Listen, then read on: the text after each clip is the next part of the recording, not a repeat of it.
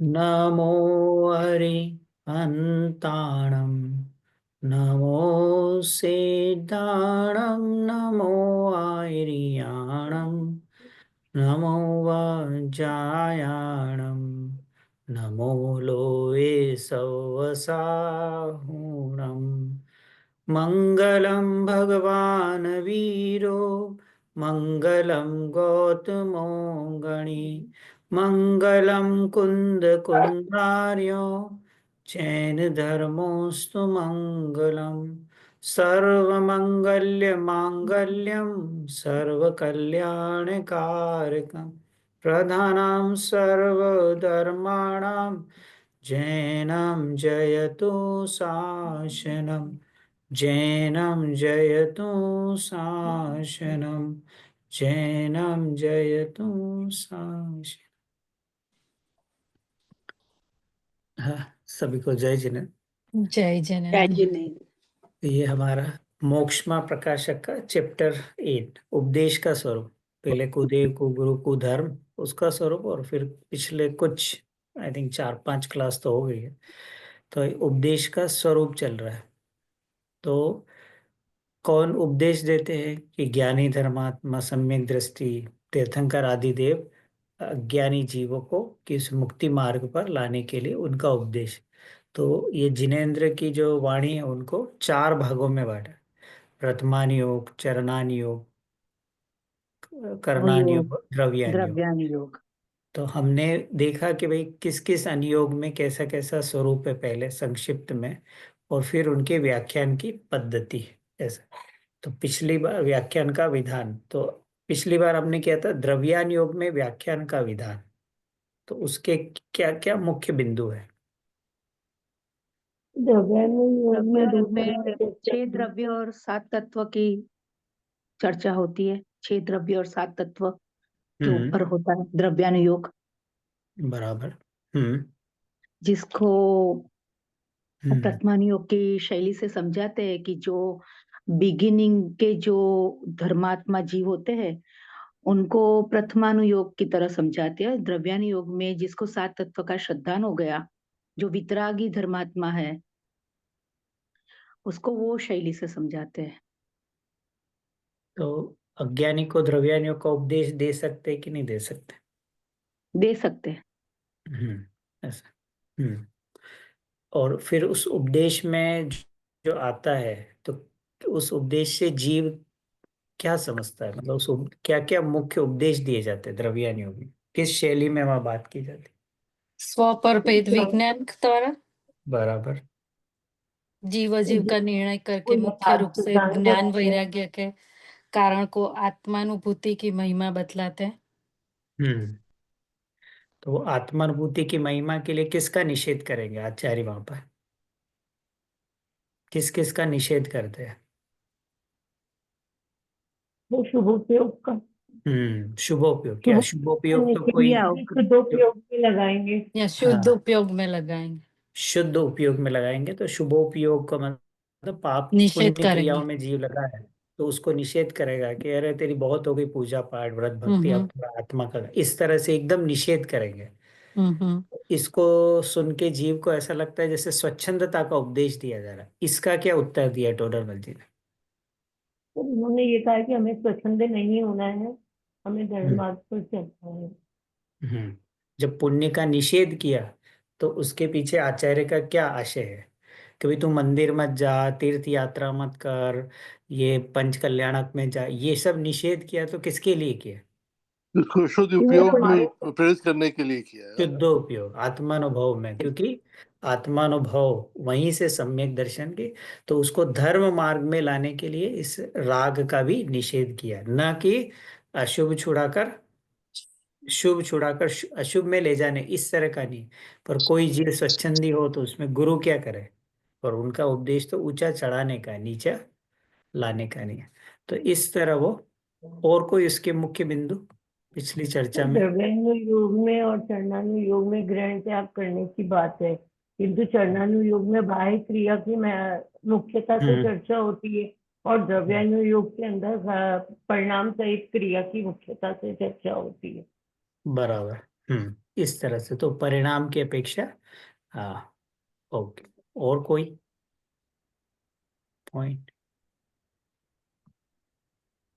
कि वो पाप प्रवृत्ति में नहीं लगे, शुभ शुभ क्रिया में उनको कहते हैं कि मंदिर जी जाओ, हर रोज पूजन करो, हर रोज अभिषेक करो, जो भी क्रिया करो, कि उसी उसी उतना टाइम वो गलत पाप गति में नहीं, पाप क्रिया में नहीं जाए।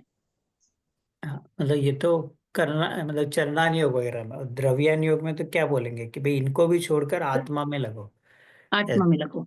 या ऐसा, क्योंकि तो आत्मा सात के तत्वों आश्रय की से ही। भिन्नता, हाँ, तो सात तत्वों पुण्य। की भिन्नता से तो चर्चा करते हैं, किंतु पर्याय की भिन्नता की भी चर्चा करते हैं। ऐसा, सात तत्व में जीव तत्व को उपादेय बनाकर उसकी चर्चा की जाती है। तो इस तरह इसके मुख्य बिंदु तो मेन उनका कि जीव को कैसे भी करके और तुरंत से तुरंत मोक्ष, सम्यक दर्शन, ज्ञान, चरित्र कैसे प्रकट हो उसके ऊपर। तो इस तरह वो चारों अनियोग की कर। अब इसके आगे कि ये विधान का अब अनियोग के व्याख्यान की क्या पद्धति है, किस स्टाइल में व्याख्यान होते हैं, उसको ये बताया जा रहा था। अब मैं वो शेयर करता हूँ। देखिए, पेज नंबर 286 कि इन अनुयोग में व्याख्यान की क्या पद्धति है।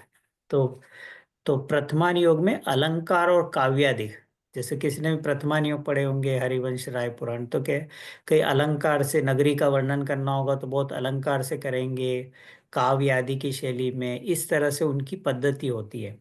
क्यों? क्योंकि अलंकार आदि से मन रंजायमान होता है। सीधा ही कुछ लिखे तो जीव का उपयोग नहीं लगेगा। प्रथमानियों की कहानियों में तो नगरी का, चक्रवर्ती के वैभव का ऐसे नाना प्रकार से वर्णन करते हैं। उनकी कैसे परिवार रहता है, किस प्रकार से पटरानी, उनके रूप का, इन सब का भी वर्णन करते। बोल रहे हैं कि अलंकार आदि से मन रंजायमान होता है। सीधी बात कहने पर ऐसा उपयोग नहीं लगता है। अगर वो सीधी बात कहे तो जीव का उपयोग नहीं लगता है। तो जैसा उपयोग अलंकार आदि युक्ति सहित लगता है, तो परोक्ष बात का कुछ अधिकता सहित निरूपण किया जाए। मतलब उस जो बात बताना है तो थोड़ा सा उसको अलंकार से और उसका विस्तार से वर्णन करते, ताकि उसका स्वरूप और भली भांति भाषित हो। तो ये तो प्रथमान योग की इष्टा है। करणान योग में तो हम है ही है कि गणित आदि की मुख्यता से द्रव्य क्षेत्र काल भाव का, कितने असंख्यात दीप है, उनकी हाइट, मतलब उनकी किस प्रकार है, तीन लोग के, ये सब जो वर्णन वहाँ किया जाता है। कर्मों की प्रकृति कितनी बनती है, तो इस प्रकार गणित शास्त्र की आमनाई से उनका जानना होता है। चरणान योग में किसकी है? नीति शास्त्रों की, क्योंकि चरणान योग में आचरण कराना है ना। तो लोक प्रवृत्ति के अनुसार नीति मार्ग दिखाने पर आचरण है। तो प्रथमान योग में तो वह अलंकार, करणान योग में गणित, और चरणान योग में वह नीति की ओर से, क्योंकि वहाँ आचरण कराना ना कि तेरे लिए तुझे पाप आचरण छोड़ना है और भला आचरण, करुणा अंदर में रहे, दया रहे, इस तरह से वहाँ पे आचरण कराता है। तो इसलिए लोक प्रवृत्ति के अनुसार नीति मार्ग दिखलाने पर आचरण करते हैं। और द्रव्यान योग में न्याय शास्त्र की पद्धति मुख्य है। तो द्रव्यान योग में क्या है कि 6 द्रव्य है, तो सिद्ध करेंगे कि 6 द्रव्य होते हैं कि 5 और 7, तो न्याय से सिद्ध करेंगे। 7 तत्व होते कि नहीं होते हैं, उनका भेद विज्ञान कराते हैं, निमित्त, उपादान, क्रमबद्ध, पर्याय, ऐसे नाना प्रकार से न्याय, मतलब कि जो उसे वस्तु स्वरूप की ओर ले जाए। तो उस वस्तु स्वरूप का निर्णय न्याय की ओर से, तर्क से, युक्ति से, अलग अलग से उसका प्रयोजन। तो इस प्रकार इन चारों अनुयोग की मुख्य पद्धति है: अलंकार, गणित, आचरण और न्याय पद्धति। इस प्रकार उनके व्याख्यान पाए जाते हैं। तो अब वो प्रश्न उठाया कि फिर ये अलंकार, गणित, नीति, न्याय, इनका ज्ञान तो पंडितों को होता है, कि जो विशेष संयोक्षम के धारी हो, विद्वान हो, उनको होता है। उसे तो तुच्छ बुद्धि समझते नहीं, भाई हम जैसे मंद बुद्धि जीव कि जो नहीं है तो कैसे समझेंगे। इसलिए उनका तो सीधा कथन क्यों नहीं किया, इसी शैली में क्यों किया? अलंकार, गणित, नीति, न्याय, इससे तो तुच्छ बुद्धि कि शास्त्र है वे मुख्य रूप से पंडितों और चतुर बुद्धिमान के अभ्यास करने योग्य है। कि जो ज्ञानी, मतलब जो बुद्धिमान जीव है, और खास तौर से इस पंडित आदि है, उनके अभ्यास के करने योग्य है। यदि अलंकार आदि आमनाय सहित कथन हो तो उनका मन लगे। मतलब उसको अगर थोड़ा सा अलंकार, न्याय, व्याकरण इन सब से अगर ना लिखे तो ये जो चतुर बुद्धिमान है, पंडित है, इनका फिर वहां मन नहीं लगेगा। तथा जो तुच्छ बुद्धि है उनको तो पंडित समझा देंगे कि जो विशेष विद्वान गण है और जो चतुर बुद्धिमान है वो उन तुच्छ बुद्धि को समझा देंगे। और यदि ना समझ सके तो उन्हें मुख से सीधा ही कथन कहते हैं, मुख से वो पढ़कर उसका भाव उनको बता देते हैं। परंतु ग्रंथ में सीधा कथन करने से विशेष बुद्धिमान उनके अभ्यास में नहीं होंगे। जो विशेष बुद्धि जीव है फिर उनको इन ग्रंथ आदि में प्रवृत्ति नहीं। इसलिए अलंकार आदि, न्याय, इन सब से, ताकि विशेष बुद्धिमान जीव उसमें जुड़े तो वो अपना भी कल्याण करेंगे और अपने साथ अन्य तुच्छ बुद्धि जीवों को भी मुख से नाना प्रकार से उनको भी इस मार्ग में लेके आएंगे। इसलिए ये सब पद्धति इनमें अपनाएं। तो इस प्रकार चारों अनुयोग का निरूपण किया, जिनमें तो बहुत शास्त्र इन चारों अनुयोग में जिनमत का जो कथन है वो सब इसमें गर्भित है। क्लियर यहाँ तक?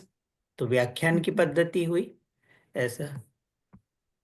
अब इसके आगे कि व्याकरण, न्याय, छंद, कोशादि शास्त्र, वैदिक ज्योतिष, मंत्रादि शास्त्र भी जिनमत में पाए जाते हैं। कि जिनमत में इन चारों अनुयोग के अलावा क्या होता है, व्याकरण की भी बात आती है, न्याय की भी, छंद की भी, वैदिक शास्त्र, ज्योतिष आदि, मंत्रादि, ये भी जिनमत में पाए जाते हैं। तो उनका क्या प्रयोजन है उसको ये बता रहे हैं कि भाई इनका वैदिक शास्त्र को बताने का, आयुर्वेद आदि, ज्योतिष आदि, कोशादि, न्याय, व्याकरण, इनके पीछे क्या प्रयोजन है वो ये बता रहे हैं। कि व्याकरण, न्याय आदि का अभ्यास होने पर अनुयोग शास्त्रों का अभ्यास हो सकता है। इसलिए व्याकरण आदि शास्त्र, कि व्याकरण और न्याय तो क्या मदद करते हैं कि द्रव्यानुयोग और अन्य कोई शास्त्र हो तो उनको समझने में मदद मिलती है। तो कोई कहता है कि भाई भाषा रूप सीधा निरूपण करते तो व्याकरण का प्रयोजन नहीं होता ना। पहले तो उन्होंने व्याकरण और न्याय का सहारा लिया, तो अगर आप सीधा ही इनका कथन कर दो सरल शैली में तो व्याकरण और न्याय की जरूरत ही नहीं पड़े फिर। तो उसका उत्तर कि भाषा तो अपभ्रंश रूपी अशुद्ध वाणी है। तो अपभ्रंश मतलब एक जैसी भाषा सब जगह नहीं चलती। देश देश में अन्य है, कहीं गुजराती चलती है, कहीं तमिल चलती है, कहीं कन्नड़ चलती है, कहीं इंग्लिश चलती है। तो हर हर देश में अलग अलग है। तो वहाँ महंत पुरुष शास्त्रों में ऐसी रचना कैसे करे कि किस अनुसार करे, तथा व्याकरण, न्याय आदि द्वारा जैसा सूक्ष्म अर्थ का निरूपण होता है वैसा सीधी भाषा में नहीं हो सकता। जो भाषा वहाँ बोलचाल की भाषा है अगर उसमें करे तो उसका सूक्ष्म अर्थ नहीं हो सकता है। इसलिए व्याकरण आदि की आमनाई से वर्णन किया। अतः अपनी बुद्धि के अनुसार थोड़ा बहुत उनका अभ्यास करके अनुयोग रूपी प्रयोजन शास्त्रों का अभ्यास करना। किसकी बोल रहे? कि भाई थोड़ी बहुत अगर बुद्धि हो तो व्याकरण न्याय से तो इनका अभ्यास करना, पर बहुत ज्यादा व्याकरण न्याय में तू चला जाएगा तो जो प्रयोजन बोध जो चारों अनुयोग है इसका अभ्यास तेरा कम हो जाएगा। तो बहुत ज्यादा व्याकरण और न्याय में नहीं जाकर और तुझे थोड़ा बहुत रहे जिससे कि तुझे ये चारों अनुयोग का अध्ययन आसानी से हो सके, अभ्यास अच्छे से हो सके, मर्म हो, कि बस इतना करना। आ रहा है? तो अब इसके ऊपर प्रश्न कि ये तो समझ में आया कि व्याकरण और न्याय का उपदेश क्यों आया, पर ये वेद्य आदिक चमत्कार से जिनमत की प्रभावना होती, मतलब ऊपर आए ना कि वेद्य का, आयुर्वेद के और ज्योतिष आदि इन सब के मंत्र, इनका क्या उद्देश्य है जिनेन्द्र की वाणी में, तो उसको बता रहे कि वेद्य का अधिक चमत्कार से जिनमत की प्रभावना होती है। कदाचित मुनिराज आदि भी प्रभावना के लिए क्या करते हैं कि वेद्य का आदि कि भाई तू ये पत्ता लगाएगा तो ऐसा हो जाएगा, ऐसा करेगा तो ऐसा, तो उस जीव को ऐसे जिन मार्ग में लाते हैं। उसको आता है ना, अरे इन्होंने इतना सरल मार्ग बताया और एकदम से मेरा रोग चला गया, तो इस जिनमत को मुझे समझना चाहिए। इससे जिनमत की प्रभावना होती है। औषध आदि से भी उपकार होता है। या जो जीव लौकिक कार्यों में अनुरक्त है वे वैदिक आदि चमत्कार से जैनी होकर और बाद में सच्चा धर्म प्राप्त करे। कोई पात्र जीव हो तो उसको ऐसा वैदिक औषधि बताकर और उसको जिन मार्ग में लाने का प्रयास करे ताकि अपना कल्याण करे इत्यादि प्रयोजन सहित वैद्यक आदि शास्त्र कहे। क्लियर यहाँ था कि क्या प्रयोजन है वैद्यक आदि शास्त्र के पीछे, कि प्रभावना के लिए, कि उसका रोग आदि भी टले। और इस तरह के कि जैन दर्शन में इस तरह की भी बातें हैं, आयुर्वेद है, इस तरह है, तो इससे भी उस जीव को जिन मार्ग में, क्योंकि आचार्य का मेन प्रयोजन क्या है कि जीव को इस संसार मार्ग के दुखों से छुड़ाकर और मुक्ति मार्ग में लाना। तो कोई भी प्रभावना अंग, तो ये सब प्रभावना अंग में प्रयोग किए जाते हैं। यहाँ इतना है कि ये भी जैन शास्त्र है, तो क्या सावधान कर रहे हैं, ऐसा जानकर इनके अभ्यास में बहुत नहीं लगना। इनको ये नहीं मानना कि भाई ये जैन अनियोग है और मुक्ति मार्ग में सहायक है, इनके अभ्यास में बहुत नहीं लगना। यदि विशेष बुद्धि से इनका सहज जानना हो तो इनको जानने से अपने रागादि विकार बढ़ते हो, न जाने तो इनका भी जानना हो।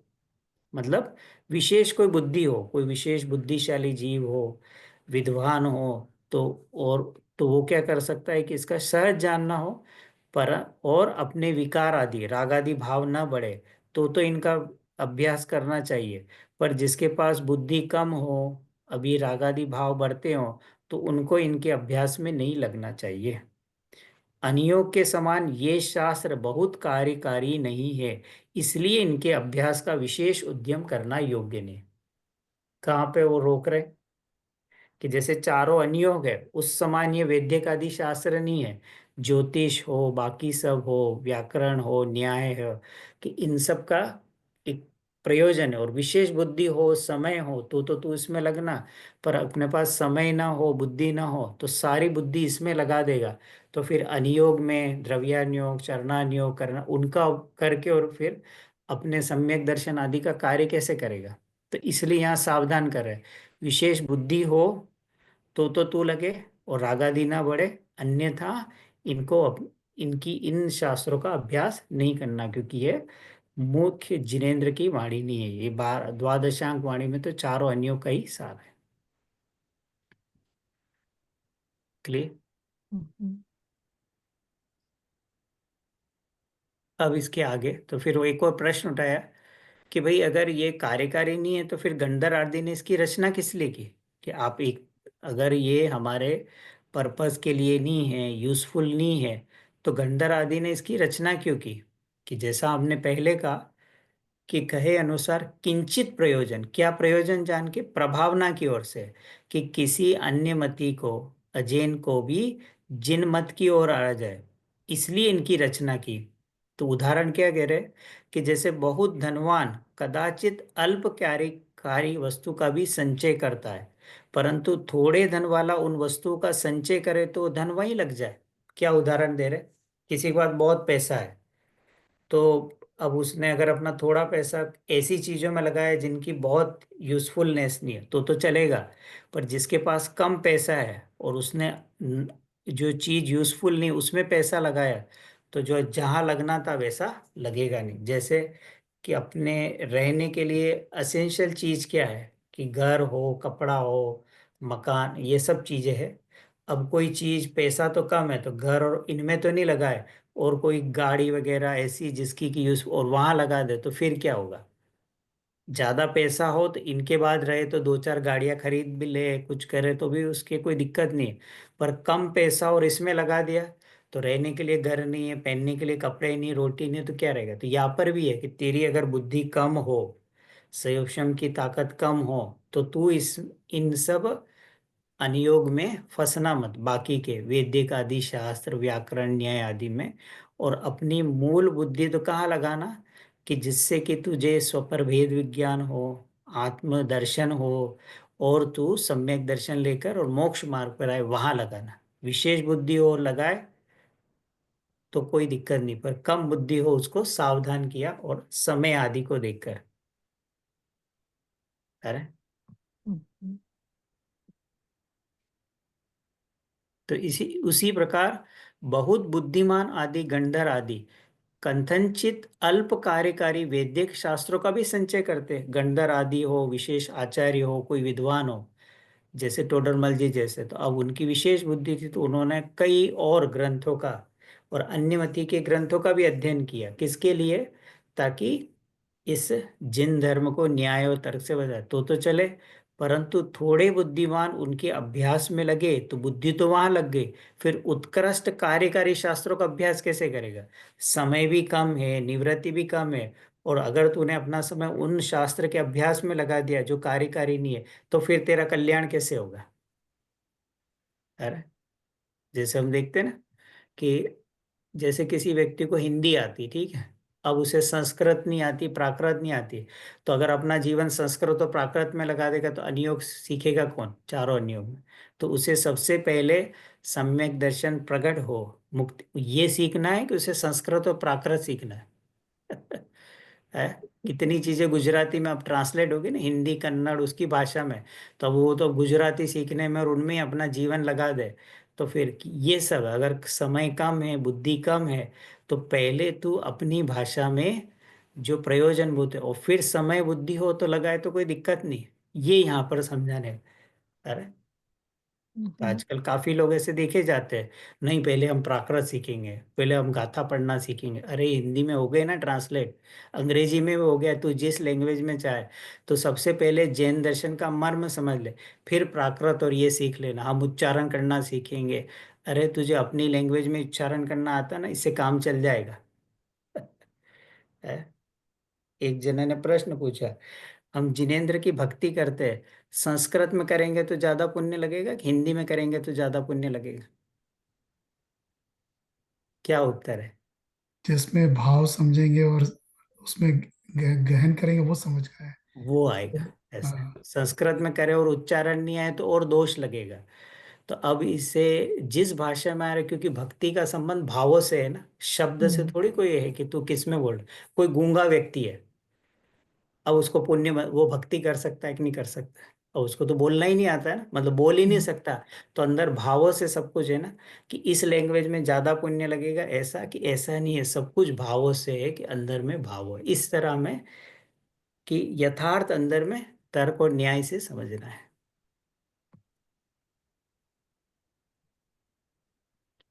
तो अब आगे भी ये कि जैसे मंद रागी तो पुराण आदि में श्रृंगार आदि का निरूपण करे तो भी विकारी नहीं होता है। कि जैसे पुराण वगैरह पढ़ते हैं ना, तो वहाँ पे चक्रवर्ती के वैभव, उनकी जो पटरानी, उनके उनकी स्त्रियों का श्रृंगार आदि का बहुत निरूपण है। तो कोई जीव मंद रागी हो तो विकारी नहीं होगा, वहां पर उसको उस विकार की वृद्धि नहीं होगी, राग की वृद्धि नहीं होगी। परंतु कोई तीव्र रागी हो और श्रृंगार आदि का निरूपण करे तो पाप ही बंधेगा, क्योंकि उसे राग की। उसी प्रकार मंद रागी गंधर आदि वे वैदिक शास्त्रों का निरूपण करे तो भी विकारी नहीं है, क्योंकि उनके अंदर में मिथ्यात्व सहित तीन कषाय का अभाव है। तो वो इस प्रकार का जब वर्णन करते हैं चक्रवर्ती के वैभव का, उसके धन्य पटरानी का, उनके स्वरूप का, तो इस प्रकार भी उनमें विकार नहीं होता, जबकि वो ब्रह्मचर्य व्रत के हैं। तो इसलिए उनका कोई ब्रह्मचर्य खंडित होता है ऐसा नहीं है। पर जीवों को इस मार्ग में लगाने के लिए अलंकार आदि से और श्रृंगार आदि का, तो भी वे विकारी नहीं होते। परंतु तीव्र रागी अगर उनके अभ्यास में लग जाए तो राग आदि बढ़ेंगे, तो क्या होगा? केवल पाप कर्म का बंध है। तो यहाँ पर उन्होंने सावधान किया कि इन सब शास्त्रों का प्रयोग, प्रयोजन क्या है, किसको लगना चाहिए और किसको नहीं लगना चाहिए। है क्लियर? तो व्याख्यान की पद्धति बताई, अलंकार के द्वारा, गणित के द्वारा, नीति के द्वारा, और न्याय। तो ये तो चारों अनुयोग में व्याख्यान की पद्धति। और फिर बताया कि इसके अलावा और कौन कौन से है, व्याकरण, न्याय है, उनमें किस क्यों किया जाता है, किसको लगना चाहिए, ये इसका भी निर्णय किया। कि यहाँ तक। अब आगे वो जो चर्चा करेंगे वो किसकी करेंगे, कि इन चारों अनुयोग को लेकर जीव को काफी अंदर में भ्रम बने रहते हैं। ऐसा कि प्रथमानुयोग का अभ्यास करेंगे तो ये प्रॉब्लम है, चरणानुयोग का अभ्यास करेंगे तो ये प्रॉब्लम है, कर्णानुयोग का अभ्यास करेंगे तो ये है, द्रव्यानुयोग का करेंगे तो वो क्या है, एक अनुयोग के पक्षपाती हो जाते हैं। एक अनुयोग की मुख्यता से करे और बाकी अनुयोग के प्रति अरुचि नहीं हो तो पात्र जीव है। पर एक अनुयोग का पक्ष करे और बाकी का विरोध करे, निषेध करे, तो वो पात्र जीव नहीं, वो मिथ्या दर्शन का पोषण करेगा। क्योंकि चारों अनुयोग वीतरागता के लिए है, पर तो किसी एक अनुयोग के माध्यम से वीतरागता है, पर बाकी के अनुयोग में तेरी अरुचि है तो अपात्रता को दिखा है। तो ये आगे जो चारों प्रकरण है कि प्रथमान योग में दोषों का निवारण, करणान योग में, चरणान योग में, तो उसमें उन्होंने कुछ पॉइंट्स को हाईलाइट किया है। कि जैसे प्रथमान योग है, तो प्रथमान योग में जनरली जीव क्या तर्क देते, हमें क्या करना है लोगों की, कौन राजा कब बना, किसकी क्या बना, उन्होंने कब मोक्ष लिया, इससे क्या प्रयोजन है, और वो कौन सी सिटी में कहाँ जन्म लिए, किस नगरी में, इनसे क्या प्रयोजन है, ऐसे उनके प्रश्न रहते हैं। और वहां पर तो फिर वो उनके भोग सामग्री दिखाएंगे, तो उनको पढ़ने से तो हमें राग खड़ा होगा, इसलिए हम प्रथमान योग का अभ्यास नहीं करते है। मतलब मूल इसमें इस बात को हाईलाइट किया है। तो अब टोडर मल जी कैसे उसका समाधान करते हैं वो हमें देखना है। आ रहा है? नेहा जी, तन्मय जी, आ रहा है सब?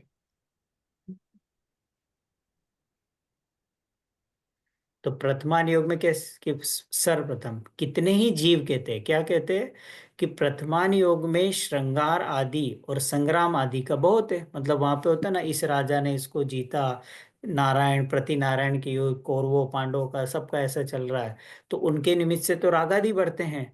इसलिए ऐसा कथन नहीं करना था, और ऐसा कथन सुनना भी नहीं कि भाई कथन कर दिया, पर हम इसलिए नहीं सुनते हैं क्योंकि ऐसे श्रृंगार आदि संग्राम आदि के तो हमारे भी परिणाम बिगड़ते, तो ऐसे रागादि बढ़ते, उसको कहते हैं। कथा कहना हो तब तो सभी अवस्थाओं को कहना चाहिए। भाई प्रथमान योग में महापुरुषों की जीवन कथा को बताया ना, कि कैसे उनके जीवन में धर्म का आचरण हुआ, तो सब अवस्थाओं का वर्णन पड़ेगा। कि राजा बने तो किसको हरा के बने, कैसा उन पे आक्रमण हुआ, कैसे कर्म के उदय, कैसे, तो सब करना चाहिए। तथा जो अलंकार आदि से द्वारा बढ़ाकर कथन कहते, वहां पंडितों के वचन तो युक्ति सहित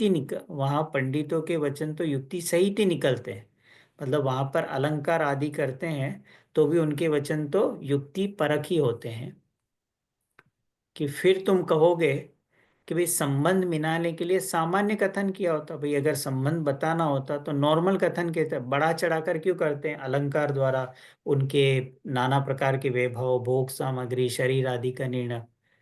उसका उत्तर, परोक्ष कथन को, मतलब जो उनका बढ़ाकर कहे बिना उसका स्वरूप भाषित नहीं होता। नॉर्मल कोई नगरी लिखे, राजा लिखे तो स्वरूप भाषित नहीं होता। तथा पहले भोग संग्राम आदि इस प्रकार किए, पश्चात त्याग कर कर मुनि हुए, इत्यादि चमत्कार तभी भाषित होंगे जब बढ़ा चढ़ाकर कथन किया जाए। क्या कथन है?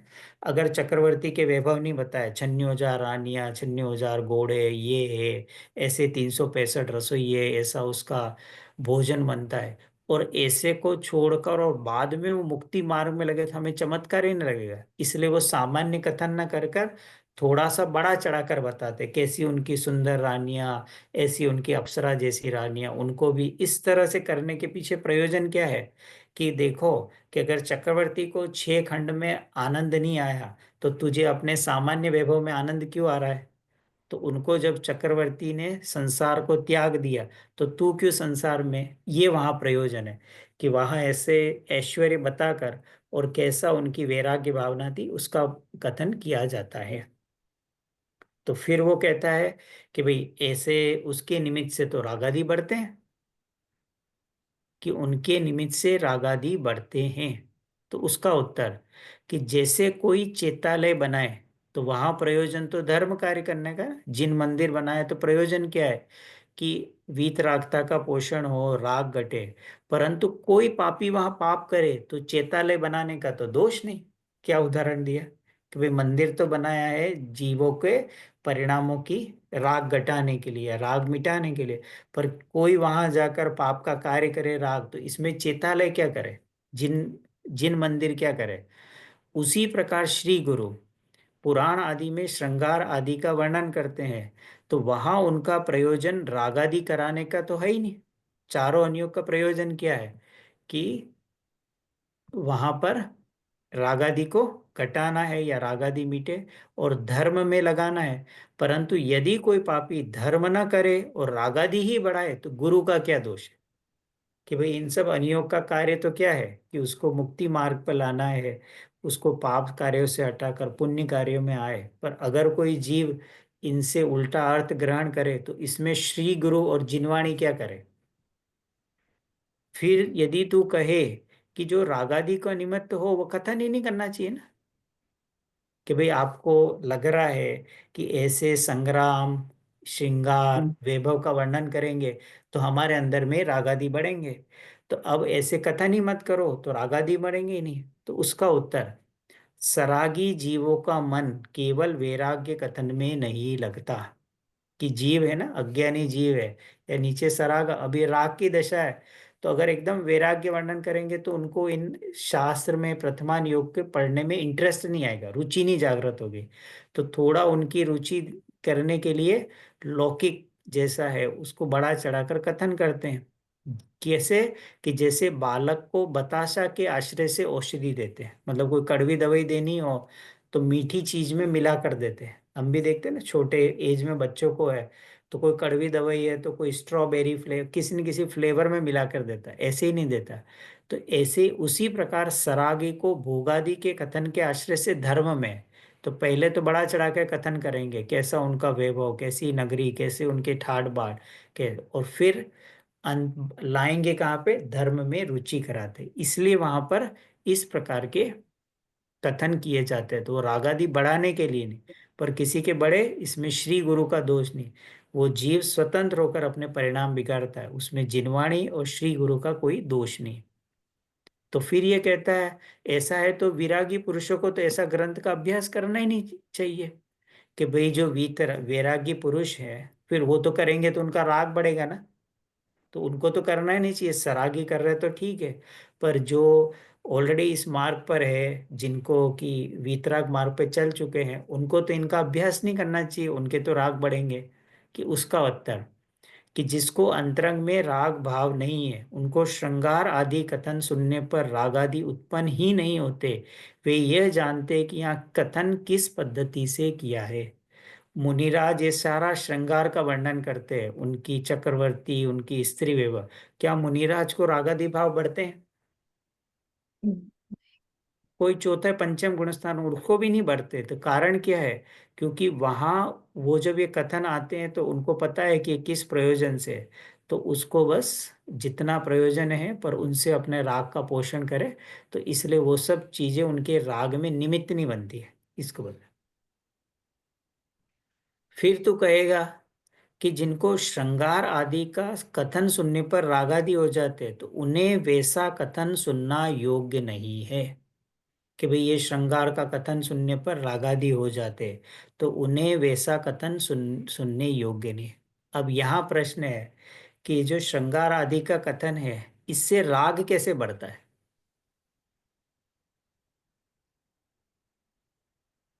यदि हम उसको सही माने और उसमें हम जुड़ने लग जाएं और वैसी क्रिया करें तो फिर हमें राग होगा, तो फिर हमें पाप लगेगा।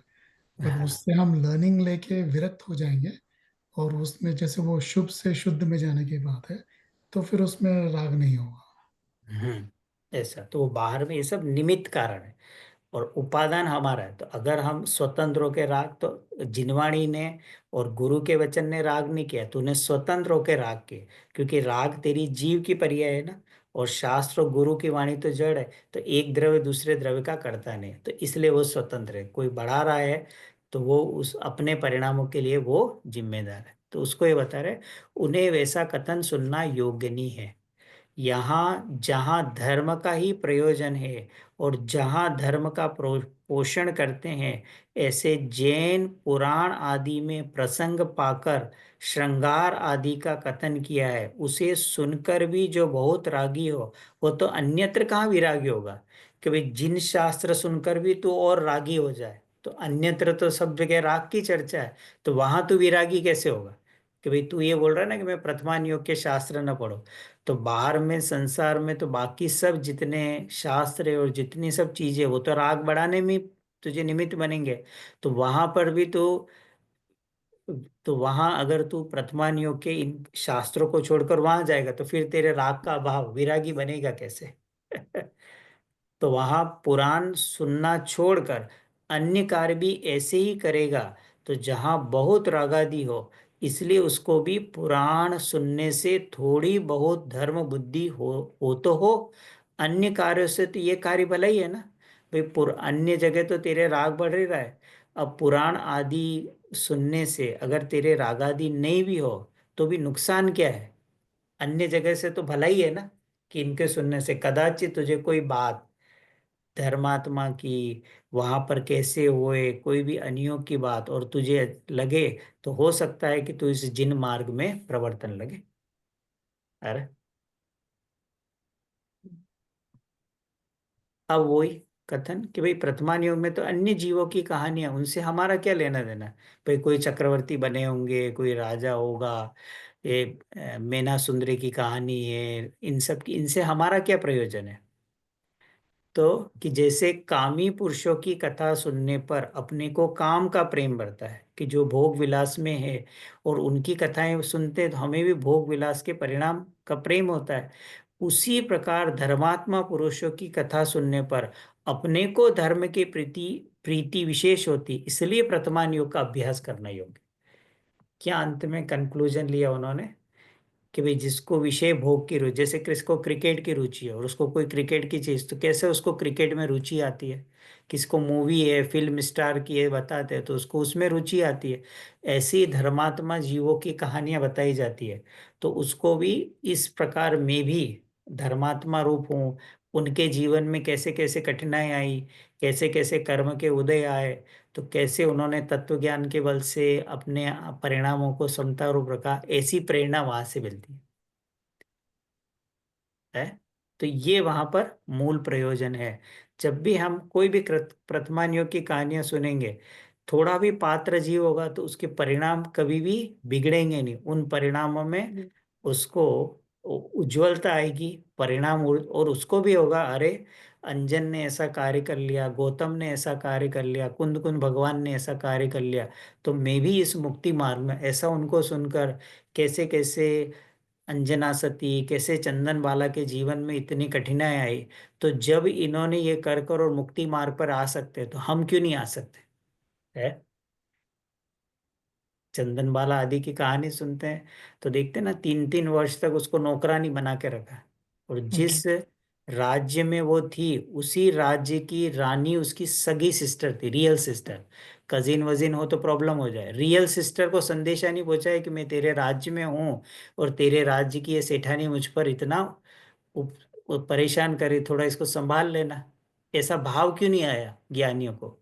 ये विचार करने योग्य है।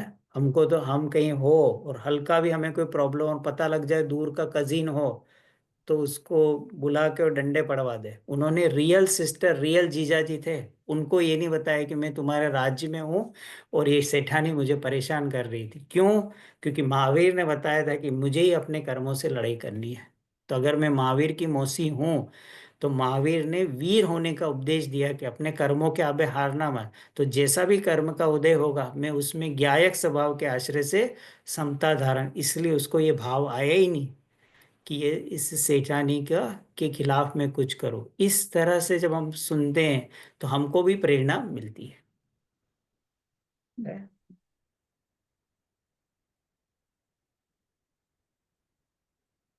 सबको क्लियर कि वर्तमान युग में कैसी दोष जो शंका होती है, तो इसलिए वो कि कोई वर्तमान युग से अरुचि रखते हैं, कि वो अरुचि नहीं है, कि चारों अनुयोग के लिए समान हमारे अंदर में समान श्रद्धा होनी चाहिए।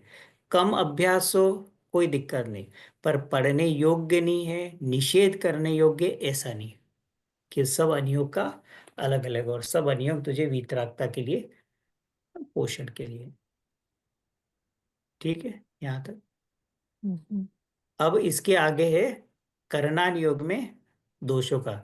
अब हम थोड़ा तो गैस लगा ही सकते हैं कि करणान योग में जीव क्या बोलते होंगे, ये तीन लोग वगैरह के बारे में बता के क्या करना चाहते हैं? हमें क्या करना, हाइट वाइट करके कितने नरक है, कितने स्वर्ग है, कौन जीव है, कितना वात विलय का हाइट है, ये सब बता के क्या करना चाहते हैं? कितने महाद्वीप है, कितनी उनकी, इनसे हमारा क्या प्रयोजन? एक तो उनका ये रहता है, और इतना गणित वणित में उलझा देते हैं। हम तो मंद बुद्धि जीव है, हमें कहाँ इतना अभ्यास वगैरह करना। इस तरह उनके अंदर में कि करणान योग का अभ्यास नहीं करना है, ये तो महान विद्वान उनके लिए है।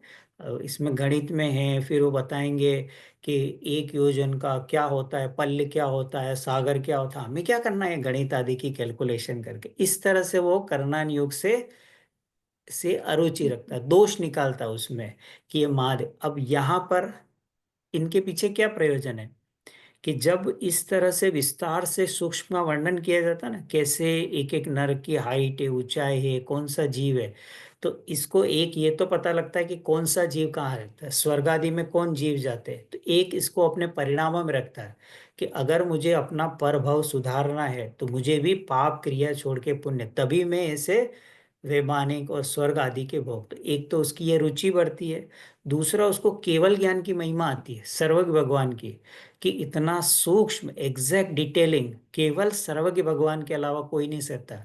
तो उसको अपने स्वभाव की, सर्वज्ञ स्वभाव की, और सर्वज्ञ भगवान की सच्चे मार्ग की, और अन्य मत में जो लोक की कल्पना है, स्वर्गों की कल्पना है, उन सब के बारे में जो मिथ्या कल्पना है, उन सब के पीछे उसका श्रद्धा की। अन्य मति में जो कल्पना बताई है, और साइंस भी बोलता है ना, हम चंद्रमा पर गए ना मून पे गए, ये सब बातें समाप्त हो जाती है कि सर्वज्ञ भगवान ने बताई है कि मून कितना है, इतने योजन है। साइंस कितने योजन पे गई, तो उसको लगेगा ना कि जो साइंस बता रही है वो सब झूठ है उनके बारे। इस तरह उसको देवशास्त्र गुरु का सच्चा श्रद्धान होता है। एक तो ये, और दूसरा जब वो दीप समुद्र आदि की जब रचना सुनता है, तो उसको होता है ना कि स्वयंभू रमण में असंख्यात जो मत्स्य हैं, असंख्यात जीव सम्यक दृष्टि है। उसको भी ये लगता है अगर वहां का मत्स्य सम्यक दृष्टि हो सकता है तो मैं क्यों नहीं हो सकता। मैं तो मनुष्य भाव में हूँ, मुझे सर्व अवसर मिले हैं। तो जो मत्स्य है, बड़े बड़े मत्स्य अल्प समय में सम्यक दर्शन ले सकते और पंचम गुण स्थान तक चले जा सकते। मैं कम से कम चौथे तक तो आ ही सकता हूँ। क्या मैं उस मत्स्य से गया बीता हूँ? क्या मैं उससे तुच्छ बुद्धि हूँ? ऐसी प्रेरणा मिलती है करणान योग के ग्रंथों से। जब वहां पर सूक्ष्म वर्णन किया जाता है ना कि कौन कौन सी जगह कितने सम्यक दृष्टि पाए जाते हैं, नरकों में कैसे सम्यक दर्शन लिया जाता है, तो उसे और प्रेरणा मिलती है।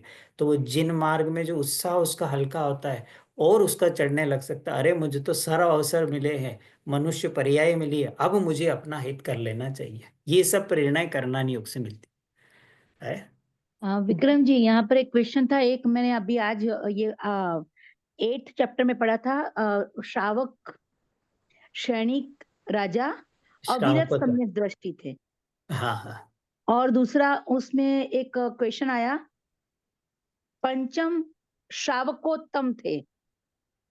हाँ, मतलब उनको श्रावकोत्तम, श्रावकोत्तम उत्तम कहा प्रथमान योग में, ऐसे उत्तर पुराण आदि में ऐसा। पर वास्तव में तो वो तो चौथे गुणस्थान के अवरति थे, क्योंकि उनकी अगली पर्याय नरक गति थी ना। तो जिसके नरक आयु का बंध है वो कभी भी चौथे गुणस्थान से ऊपर जा नहीं पाता है। पर चूंकि इस उनकी जो बाह्य क्रिया और अंदर का जो श्रद्धांत था वो उस अनुसार था, तो प्रथमान योग में उसको पंचम गुणस्थान श्रावक की संज्ञा दे दी। पर करणान हाँ, योग के अनुसार वो क्या है, वो चौथे गुणस्थान का है। चौथे गुण। पर प्रथमान योग में इस पद्धति से उसका कथन किया जाता है, उसको श्रावोत्तम किया जाता। पर वो करणान योग की मिलान करेगा द्रव्यानग, तो द्रव्यानग उसको क्या बोलेगा, नहीं वो चौथे गुणस्थान की आवृत्ति है इस। तो ये उस प्रथमान योग की अच्छा ऐसी शैली है, ऐसा कि उसको श्रावकोत्तम कह दिया क्योंकि उसके इस जाति के परिणाम थे। अच्छा, तो यही ये चैप्टर करना, का। हम्म, हाँ। तो इस तरह करणान योग में दोष निवारण, अब उसमें उसको हम पढ़ते हैं। तो कितने ही जीव करणान योग में दोष कल्पना का न, कि करणान योग में गुणस्थान मार्गणा का कर्म प्रकृतियों का कथन किया है, त्रिलोक आदि का कथन किया है, वहां उन्हें जान लिया इस प्रकार है, और यह इस प्रकार है। तो इससे अपना क्या कार्य सिद्ध होगा? या तो भक्ति करो, व्रत आदि करो, आत्मानु करो, इससे अपना भला है। क्या बोल रहे? तीन चीज है। भाई करणान योग में इतना डिटेल में जाने की क्या जरूरत है? या तो भक्ति करो, व्रत आदि करो, या अंदर निर्विकल्प शुद्ध उपयोग करो। क्यों अपने ज्ञान को उलझाना? ये उसका है। अब उसका उत्तर वो क्या दे रहे? परमेश्वर तो वीतराग है, भक्ति करने पर प्रसन्न होकर कुछ करते नहीं। कि भगवान तो क्या है, वीतरागी है। भले ही तू 1 घंटा भक्ति कर, 2 घंटा भक्ति कर, भगवान तुझे कुछ देने वाले नहीं है। तो क्या होता है कि भक्ति करने पर मंद कषाय होती, परिणाम क्या होते हैं? शुभ भाव वृत्ति होते, उससे पुण्य प्रकृति आदि का बंद होता है। तो उसका स्वयं उत्तम फल होता है जो बाहर में, परंतु करणान योग के अभ्यास में उससे भी अधिक मंद कषाय होती। ये अंडरलाइन करना है। क्या बोला है?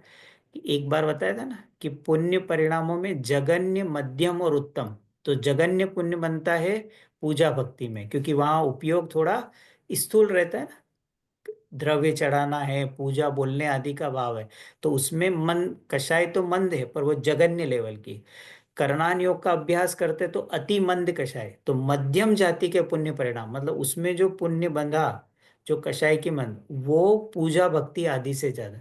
और आध्यात्म आदि ग्रंथों का करते हैं ना, जो सूक्ष्म आध्यात्म ग्रंथ आदि का, न्याय आदि का, तो उसमें उत्तम जाति के, उसमें इससे भी मंद कषाय होती है जो करणान योग। क्योंकि करणान योग में हाइट है, कैलकुलेशन है, तो वो थोड़ा उपयोग इधर उधर होता है ना, कि पल्ले किसे कहते हैं, सागर किसे कहते हैं। पर करनाल योग में और ज्ञान उपयोग को सूक्ष्म रखे, और ज्ञान की बोल, कर्ता कर्म की बोल, न्याय आदि। तो इसलिए वहां पर, तो यहाँ पर तो केवल करणान योग की बात की है। तो इसलिए उसका फल अति उत्तम। तो उसने जो बोला भक्ति को, तो इन्होंने क्या बताया कि करणान योग के करने से तो और मंद कषाय, तो इसका फल अति उत्तम है। पूजा का फल उत्तम है, तो करणान योग के अभ्यास का फल क्या? अति उत्तम है। तथा व्रत दान आदि तो कषाय घटाने के बाह्य निमित्त के साधन है। कि व्रत आदि तो है, क्या है कि बाह्य निमित्त रूप से हैं, तो कषाय घटाने के। परंतु करणान योग का अभ्यास करने पर वहां उपयोग लग जाए तब रागादि दूर होते हैं। अगर करणान योग का अभ्यास करे तो और उसमें रागादि दूर होते हैं। अतः यह अंतरंग निमित्त का साधन है, मतलब अंतरंग में रागादि घटाने में निमित्त बनते। बाहर में करणान योग ग्रंथ है, और उसका अंदर में ये अभ्यास करे, उसके बारे में विचार करे, तो रागादि और दूर होते हैं। इसलिए विशेष कार्यकारी है, कि वो तो कार्यकारी, पर ये विशेष कार्यकारी है। क्योंकि व्रतादि धारण करके भी अध्ययन आदि करते हैं। जीव व्रतादि करता है, जैसे 24 घंटे उसने उपवास किया, अब करेगा क्या? कुछ समय पूजा करेगा, भक्ति करेगा, बाकी समय क्या करेगा? कि तत्व ज्ञान और करणान योग इनके द्वारा अभ्यास आदि कर। तो वे व्रतादि किया, तो उस व्रतादि में भी तू अगर उपयोग इधर उधर भटकता है, तो तू जिनवाणी में अपना उपयोग लगा, ताकि उसके, नहीं तो क्या करता है जीव? व्रतादि में और कुछ नहीं होता, तो सोने के अलावा, टीवी देखने के अलावा, ताश खेलने के अलावा कुछ नहीं करता वो। टाइम पास करना ना, 24 घंटे करना क्या है? तो उसे प्रयोजन पता नहीं कि व्रतादि करके करना क्या है। अब इसने व्रतादि कर लिए, मौन धारण कर लिया, पर अब करना क्या है? 2 दिन 3 दिन है कि तुझे अपना ये जो तूने बाह्य पाप क्रिया से जो किया, त्याग किया, अब ये उपयोग आत्मानुभव में, शुद्धोपयोग अपने अंदर में, उसके लिए करना है। पर उससे प्रयोजन पता नहीं है, तो व्रतादि करके पर क्या रहता है कि इसके परिणाम फिर इधर ही उधर जाते हैं। बराबर। तो भक्ति और व्रतादि का उन्होंने समाधान किया कि व्रतादि करेगा तो भी करणानियों के अभ्यास में लगकर अपने रागादि को और कम कर सकता है। भक्ति से उच्च जाति की मंद कषाय करणान योग में होती। अब यहाँ बोल रहे आत्मानुभव, उसने बोला ना आत्मानुभव करो, तो करणान योग तो का अभ्यास करने की क्या आवश्यकता, उसका उत्तर दे रहे हैं कि वहाँ आत्मानुभव सर्वोत्तम कार्य है। अगर जीव अपने ज्ञायक स्वभाव में लीन हो जाए, कि वो तो है ही उत्तम, क्योंकि उसमें वहाँ तो वो वीतराग धर्म है। परंतु सामान्य अनुभव में उपयोग टिकता नहीं, कि जीव नीचे की दशा में हो, तो अब उसका जो निर्विकल्प स्वानुभव है लंबा लंबा होता है, जैसे चौथे गुणस्थान है। तो 6 महीने आदि ये लंबे अंतराल से होता है। पंचम गुणस्थान बढ़ती है, तो क्या रहता है, 15-15 दिन में हो कभी, तो बाकी दिन में अगर उपयोग टिकता नहीं है तो क्या करेगा? कि जब नहीं टिकता है तब अन्य विकल्प होते हैं, तो वहां करणान योग का अभ्यास हो तो उस विचार में उपयोग लगता है कि उस समय अब अंदर में रह नहीं पा रहा, अब बाहर में भी आया, थोड़े समय पूजा भक्ति करेगा, पर बाकी समय और क्या लगाएगा कि करणान योग आदि के विचार में लगाएगा, तो क्या होगा, तो वह विचार वर्तमान के तो रागादि घटाता है और आगामी रागादि घटाने के कारण है कि वर्तमान में रागादि भाव घटते हैं और उसके निमित्त से जो पुण्य कर्म आदि बंद हुआ और वीतरागता वृद्धि हुई, तो आगामी में भी रागादि घटाने का कारण है, इसलिए वहां उपयोग लगाना। तो जीव कर्मादि के नाना प्रकार से भेद जानते हैं, उनमें रागादि कराने का प्रयोजन नहीं है, इसलिए रागादि बढ़ते नहीं। वीतराग होने का प्रयोजन जहां जहां प्रकट होता है, इसलिए रागादि मिटाने का कारण है कि नाना प्रकार से कौन सी कर्म की प्रकृतियां हैं, गुणस्थान के 14 भेद है, मार्गण स्थान के 14 भेद है, जीवस्थान के भेद है, तो इन सब में उसके रागादि नहीं बढ़ते भाई। जैसे कर्म प्रकृतियां जानी 148 प्रकार, तो कैसे उसके रागादि भाव बढ़ेंगे, इसलिए वहां रागादि बढ़ते नहीं और वीतरागता का जो प्रयोजन है वो प्रकट होता है, तो उससे और उसको भेद ज्ञान की प्रबलता होती है, ज्ञानी हो तो उसकी और संवरण निर्जरा में वृद्धि होती है और बाहर में शुभ परिणाम में और मंद कषाय होती है, तो ऐसी उसकी ज्ञान धारा में वृद्धि होती रहती है, राग धारा में घटती है, इसलिए रागादि मिटाने का कारण है। आ रहा है? इसमें क्या बोल रहे हैं कि मतलब आत्मानुभव में जीव रहे, ये तो बेस्ट है, उस वीतरागता से निकाल कर राग में नहीं लाना चाहते कि तू शुद्धोपयोग छोड़ के शुभोपयोग में आए, पर शुद्धोपयोग में लंबा नहीं टिक पाता है नीची दशा में, तो इसलिए उसको क्या रहता है कि बाहर में आए, तो अगर अभ्यास में मन नहीं लगेगा तो क्या करेगा, पाप कार्य में ही लगेगा ना, ये नेटफ्लिक्स पे ये देख लूं, ये मूवी देख लूं, इससे बातचीत कर लूं, यहाँ घूमने चलो जाओ। पर अब जब अंदर से उपयोग बाहर आया, तो ऐसा करना योग आदि में है तो उपयोग ज्यादा देर भी टिकता है, उसमें ऐसे सूक्ष्म कथन आते हैं, तो फिर उसको और वो सब कथन में कर्म आदि का और है तो उसका ज्ञान भी निर्मल होता है, वेद ज्ञान में भी वृद्धि होती है, और कषाय की तो वो रागादि मिटाने में कारण होते हैं। ऐसा ये निमित्त नैमित्तिक संबंध है, ऐसा नहीं कि ग्रंथ के कारण रागादि घटते हैं, ग्रंथ आदि का ये सब तो क्या है, निमित्त कारण है, वास्तव में तो उसके अंतरंग में रागादि भाव घटने की वैसी योग्यता है, तो घटती है तो आरोप ग्रंथ पे जाता है, ऐसा ही निमित्त नैमित्तिक संबंध है, कर्ता कर्म संबंध नहीं है। आ रहा है सबको? आ रहा है? मेघना जी, मानू जी, सबको आ रहा है? राधिका जी, Yeah. कठिन तो नहीं हो रहा है?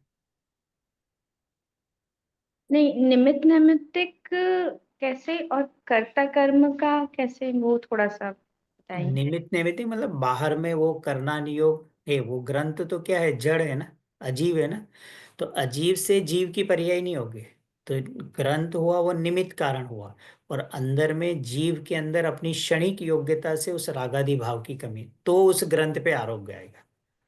तो तो ऐसा नहीं कि ग्रंथ पढ़ रहा है तो रागादि भाव कम ही कम हो गए, ऐसा कर्ता कर्म संबंध नहीं है। निमित्त नैमित्तिक तो निमित्त मतलब कि ग्रंथ कुछ नहीं कर रहा है, जीव स्वयं अपने परिणामों में अपनी योग्यता से वीतराग भाव और रागादि कमी हो रही है, तो वो तो नैमित्तिक हुई उसका वीतराग भाव और ग्रंथ बना निमित्त, तो ये निमित्त नैमित्तिक संबंध ऐसा कर। तो हम जो स्वाध्याय करते हैं या शास्त्र पढ़ते हैं या सुनते हैं, उस समय सुन तो हम शास्त्र रहे हैं, स्वाध्याय कर रहे हैं, लेकिन यदि हमारा ध्यान भटका और हमारा हट किसी गया, और अन्य उसमें लगा, तो वो पाप बंद होगा हमारे वो लिए। पाप बंद होगा। जैसे अभी बताया ना, चेतालय में जाए और किसी को चेतालय में कोई चीज चुराने का भाव आ जाए, स्फटिक मणि की मूर्ति हो, तो अब जिन मुद्रा तो वीतराग भाव के लिए ना, पर किसी चोर को भाव आ रहा है तो इसमें जिन मुद्रा क्या करे, तो अब वो जिन प्रतिमा उसके चोर के भाव में पाप परिणाम में निमित्त बनी, और बाकी वो जो प्रतिमा है वो दूसरों के वीतराग भाव, तो निमित्त का मतलब है क्या, अकिंचित कर, मैंने कुछ नहीं किया, तुम्हें अपने भावों का फल मिलेगा, इसलिए वो कर्ता कर्म संबंध नहीं है ऐसा। जैसे बोलते हैं ना, मंदिर जाके हमारे परिणाम शांत होते हैं, पर सबके शांत होते हैं क्या? मंदिर जाकर भी तो लोग बाग उल्टे विषय कषाय के परिणाम करते हैं, तो वहां कहाँ रहते हैं, तो वो तो ऐसा निमित्त अधिकांशतः देखा जाता है, इसलिए उसको वीतरागता दिया जाता है, उस मुख्यता से बात करते हैं। पर क्या सब जीवों के होते हैं कि ऐसा नहीं, क्योंकि वो अन्य द्रव्य है ना, वो द्रव्य अलग है, जीव अलग है। और वो तो जड़ है ना, मंदिर और प्रतिमा क्या है, वो तो जड़ स्कंद पुद्गल स्कंद है। तो एक द्रव्य दूसरे द्रव्य का करता कैसे है? ये सब हमें इसको पढ़ते समय ये सब ध्यान के, जितने भी कथन चल रहे हैं सब नहीं, ये सब स्वतंत्र स्वतंत्र जीव के परिणाम है।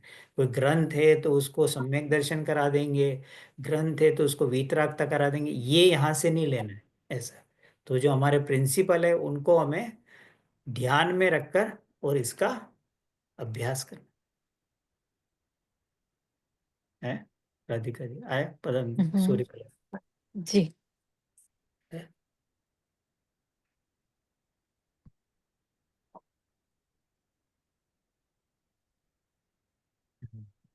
अब इसके आगे कि कोई ऐसा, जैसे हमने कहा ना, परंतु इनमें तो द्वीप समुद्र आदि के योजन आदि निरूपित किए ना, इससे क्या सिद्धि, जैसे जम्बू द्वीप की बताई कि 1 लाख योजन, फिर उसके बाद का जो समुद्र है वो द्वीप, इन सब के इनसे क्या सिद्धि है कि उनको जानने पर कुछ उसमें इष्ट अनिष्ट बुद्धि नहीं होती। इसलिए पिछले कई अनुसार है कि भाई उनको जम्बू द्वीप की वगैरह की और बाकी के समुद्र आदि का जब वर्णन किया जाता है, तो चूंकि उसमें हमको कोई इष्ट अनिष्ट नहीं होता, तो ये रागादि बढ़ाते नहीं है।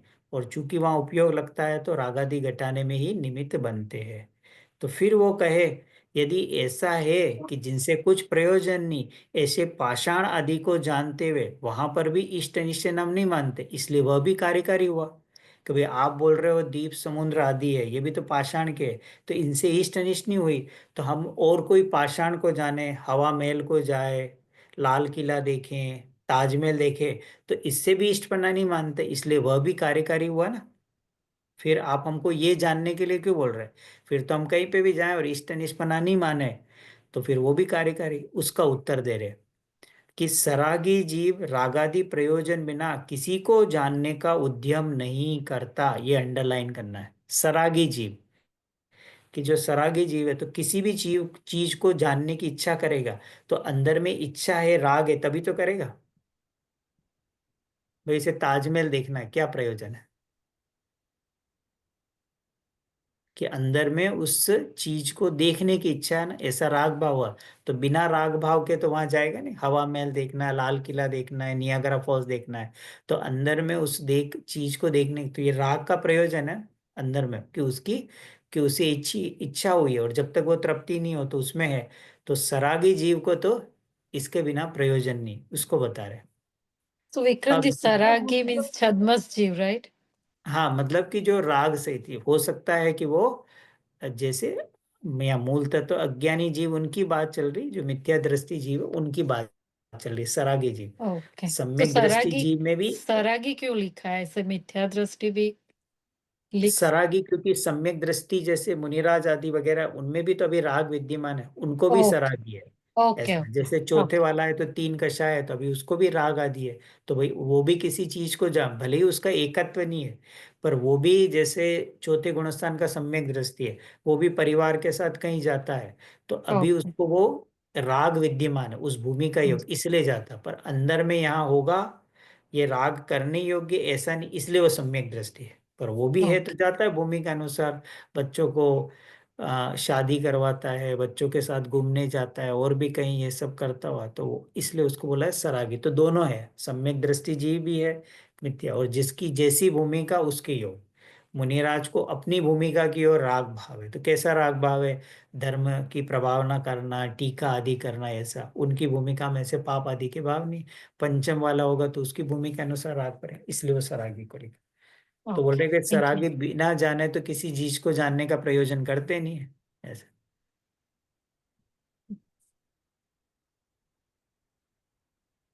यदि स्वयं उनका जानना हो, कदाचित कोई जीव स्वयं उनके उन्हें जानना हो, तो अंतरंग रागादि के अभिप्रायवश वहां से उपयोग को छुड़ाना ही चाहता। कदाचित किसी चीज है और उनको जानने में आए, मतलब वो स्वयं चलाकर ऐसा कार्य नहीं करते, तो फिर क्या है, अगर उनका वहां पर रुचि नहीं है तो अपना उपयोग वहां से हटाना चाहते हैं।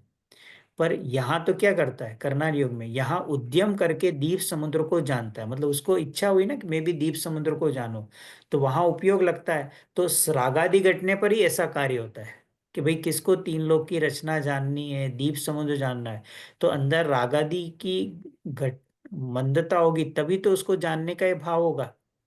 जबकि पाषाण आदि में तो इस लोक का कोई प्रयोजन भाषित हो जाए तो रागादि हो जाए, पर बाहर में तो कोई और पाषाण आदि हो ऐसा, ये ऐसा ताजमहल आदि देखना जाए ये है, तो हो सकता है तुझे भी रागादि हो जाए। जैसे उन्होंने बनाया ताजमहल, तो हो सकता है तुझे अपनी मुमताज के लिए भी कुछ बनाने का भाव हो जाए, जैसा राग तुझे भी तो आ सकता है। अरे भाई उसने अपनी के लिए बनाया था तो तू भी अपनी वाइफ के लिए बनाएगा ना, मैं भी ऐसा महल बनाऊं, ऐसा रागा दी। या वहां की कोई चीज अच्छी हुई तो मुझे भी ऐसा खरीदना है, कोई चीज देखने गया, कोई मॉल गया, तो तुझे भी तो इस प्रकार को बता रहे हैं कि वहां अगर तेरा इष्ट अनिष्ट बना हो तो तुझे उसमें रहा, पर दीप समुद्र को जाने तो वहां पर तुझे ऐसे भाव नहीं होंगे। इसलिए करणान योग के अभ्यास करने में रागादि बढ़ेंगे, ऐसा जो तेरा भ्रम है ये सत्य नहीं है। अरे या भाई जिन मंदिर आगे वगैरह में जाता है तो भी वहां ऐसे रागादि भाव, पर उसको छोड़कर तू ऐसी कई जगह जाए और वहां पर कोई चीज कोई पत्थर वगैरह कोई पसंद आ गया ऐसा, तो फिर तेरे रागादि भाव बढ़ते ही बढ़ते हैं। सबके बड़े ऐसे जरूरी नहीं है, क्योंकि वो स्वतंत्र संबंध है ना, ये तो निमित्त नैमित्तिक संबंध है ऐसे। परंतु दीप आदि में इस लोक संबंधी कार्य कुछ भी नहीं है ना। भाई तूने दीप समुद्र को जाना, नंदीश्वर द्वीप को जाना, वैमानिक इन सब को जाना, तो तुझे तेरा तो इस लोक का कोई प्रयोजन है ही नहीं ना, इसलिए रागादि का कारण नहीं। पर अन्य जो विषय का पोषण करते हैं वहां तो लोक का कोई प्रयोजन है, तो तेरे रागादि भाव बढ़ाने में वो निमित्त बन सकते हैं। है ये क्लियर? जो प्रश्न चला कि भाई हम पाषाण आदि को जानने जाएं और लोक आदि तो क्या अंतर है, उसका उन्होंने सुंदर समाधान किया। अब आगे, यदि स्वर्गादि की रचना सुनकर वहां राग हो जाए तो पर लग संबंधी होता है ना, स्वर्गादि के वैभव सुने, कैसा वहां वैक्रिक शरीर होते हैं, कैसे इसमें किस तरह के भोग सामग्री है, तो परलोक संबंधी राग है। उसका कारण पुण्य को जानता है। भाई ये स्वर्गादि कैसे मिलता है कि अति विशिष्ट पुण्य परिणाम हो, पूजा भक्ति हो, दिन में 2-4 घंटे जीव शुभ भाव करे, तो तुझे ये स्वर्गादि का भाव मिलते हैं। तो वो जीव क्या करेगा, तो वो पाप छोड़कर पुण्य में वर्ता, उससे इतना लाभ तो होता है कम से कम, पाप क्रिया छोड़कर वो पुण्य क्रिया में लगेगा, और हो सकता है आगे उसको सत्निमित्त मिले तो धर्म मार्ग पर लगे।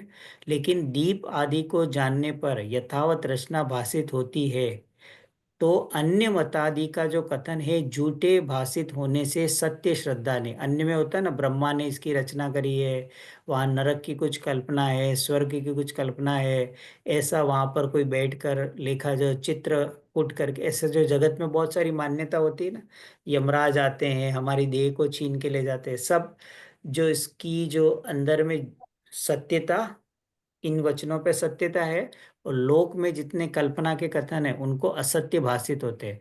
तो भ्रम मिटने पर उपयोग की निर्मलता होती है, जिन मार्ग पर श्रद्धा होती है, इसलिए अभ्यास कार्यकारी है। उसको जोर दे रहे कि क्यों करना योग का अभ्यास, जैसा तू सोच रहा है वैसा नहीं है, किस प्रकार से यह लाभकारी है, इसको वो बता रहे। क्लियर? तो अब वो बोलता है कि भाई करना योग में तो कठिनाई बहुत बहुत है, इसलिए उसके अभ्यास में तो खेद होता है, बहुत कैलकुलेशन करनी पड़ती है। अरे 343 का घन राजू निकालते उसमें तो हमें समझ में ही नहीं आता है, क्या आधार पल्य होता है, क्या उद्धार पल्य होता है, कैसे कैलकुलेशन करे, क्या होता है ये प्रति शलाका शलाका महाकुंड, तो ये सब सुन के तो बहुत उसको लगता है कि अरे ये तो बहुत कठिन होगा, उसको ये बता रहे हैं। यदि वस्तु शीघ्र जानने में आए तो वहां उपयोग उलझता नहीं। कोई वस्तु मतलब शीघ्र जानने में आए तो फिर तो वहां उपयोग उलझता नहीं, एक ही एक चीज को आप जान रहे हो तो उपयोग उलझता नहीं। और जानी हुई वस्तु को बार बार जानने का उत्साह ही नहीं रहता ना, मतलब कोई वस्तु है बार बार हमें जानने में आ रही है, और चूंकि हमारी जानी हुई वस्तु है तो फिर क्या है, उपयोग वहां उलझता नहीं। तब क्या होगा कि पाप कार्यों में उपयोग लग जाता है। जैसे होता है ना, कोई विषय इसको समझ में आ गया, 2-4 बार अभ्यास किया, अब वो उस विषय में ऐसा कुछ नया नहीं है तो ज्यादा देर उपयोग नहीं लगेगा, थोड़ी देर अभ्यास करके अब क्या करेगा, समय बचा तो क्या करेगा, पाप कार्यों में लगाएगा। ये मूवी निपटा लो, ये व्हाट्सअप कर लूं, ये देख लूं, ऐसा ही लगेगा। तो उसको बता रहे, इसलिए अपनी बुद्धि के अनुसार कठिनता से भी जिनका अभ्यास होता जाने उसका अभ्यास करना, क्योंकि जिनका अभ्यास हो ही ना सके उसका अभ्यास कैसे करे। तो बोल रहा है कि भाई जिनका अभ्यास ना करे, तू कहता है खेद होता है, अरे तू ऐसा कहता है, तो कहते हैं प्रमादी रहने में तो धर्म नहीं है, प्रमाद से तो सुखिया रहे वहां तो पाप ही होता है। इसलिए धर्म के उद्यम करना योग्य, कि जितनी तेरी शक्ति हो, शक्ति प्रमाण उसका उसमें उपयोग लगाना चाहिए, बहुत ज्यादा भी नहीं आए। जितनी तो दीप समुद्र आदि करनाल योग में बहुत ज्यादा भी, गणित आदि इन सब में जो लब्धि सार है, धवला है, महाबंदे, इन सब में नहीं। तो जितनी तेरी शक्ति हो, जितना लग सके, पर उस उपयोग को पाप कार्यों में लगाने से, क्योंकि वहां तो तेरी हानि ही हानि है, पर यहाँ लगाने से तेरे रागादि घटेंगे, ज्ञान निर्मल होगा, भेद ज्ञान की होगी, और देव गुरु शास्त्र के मार्ग की अंदर में दृढ़ता आएगी।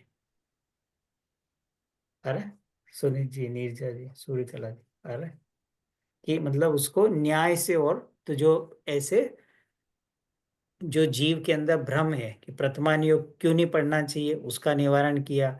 करनान योग में दोष निवारण कर ले, क्यों इतने डिटेल में जाना, क्यों सर खपाना, ऐसे बहुत मिलेंगे ऐसे तत्व अभ्यासी जिनको एक अनियोग का अंदर में पक्षपात हो जाए ना, उनके मुंह से ये सुनने मिलेंगे, अरे ज्यादा नहीं उलझाना, अपने तो ये सरल सरल कर लो, आनम जानम कछुनो जानम, अपने तो ऐसे मोक्ष चले जाएंगे, बाकी समय टीवी व्हाट्सअप करो नहीं ऐसे।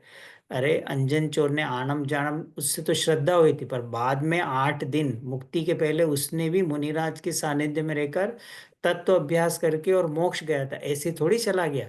उसको भी आचार्य ने भेद ज्ञान की विधि बताई, फिर मुनि दीक्षा ली, फिर पुरुषार्थ पूर्वक हुआ। तो वो इतना पुरुषार्थी था कि अल्प समय में 8 दिन में मुक्ति साधी। तो यहाँ पर ये जो तू स्वच्छंदता लेता है, ये स्वच्छंदता ग्रहण करने योग्य नहीं है, क्योंकि उपयोग अगर जिनवाणी में नहीं लगेगा, नियम है पाप कार्यों में लगेगा, ऐसा ना। तो इसलिए इसको ज्यादा से ज्यादा उपयोग है इसमें, ताकि इसको तत्व अभ्यास बढ़ के और इस मनुष्य भाव को सार्थक करे। है जी। शुरू शुरू में जब अभ्यास करता था तो मैं भी अपने गुरु से पूछा करता, मैंने कहा इतने चारों अनुयोग में इतने शास्त्र कब पढ़ेंगे। तो वो ये बोलते थे कि शुरुआत होगी धीरे धीरे, और जैसे जैसे तुम्हें अपने परिणाम लगेंगे ना, तो परिणाम के अनुसार तुम्हें कौन सा ग्रंथ ये स्वयं तुम्हारा ज्ञान निर्णय करेगा। तो शुरू शुरू में मुझे भी बहुत डर लगता था, और ये करना नहीं होगा ऐसा है। पर जब धीरे धीरे जैसे रुचि बढ़ी और समझ में आने लगा, तो अब सबसे ज्यादा रुचि करनान योग में आती है, क्योंकि उनके कथन सूक्ष्म में उपयोग है, और वो उनमें थोड़ी सी बुद्धि खपानी पड़ती है ना, लगानी पड़ती है कैलकुलेशन में, उनको याद भी। तो फिर क्या है कि उसमें रस पकने लगता है ऐसा। तो इस तरह से वो, तो जब हम करते हैं तो और एक बार थोड़ा थोड़ा समझ में आने लगता है, तो फिर रस भी पकड़ने लगता है। और जो सामान्य ज्ञान है, विशेष ज्ञान से सामान्य ज्ञान और प्रबल होता है, तो और हमको स्ट्रॉन्ग जस्टिफिकेशन, देवशास्त्र गुरु और श्रद्धा बढ़ने लगती है ऐसे।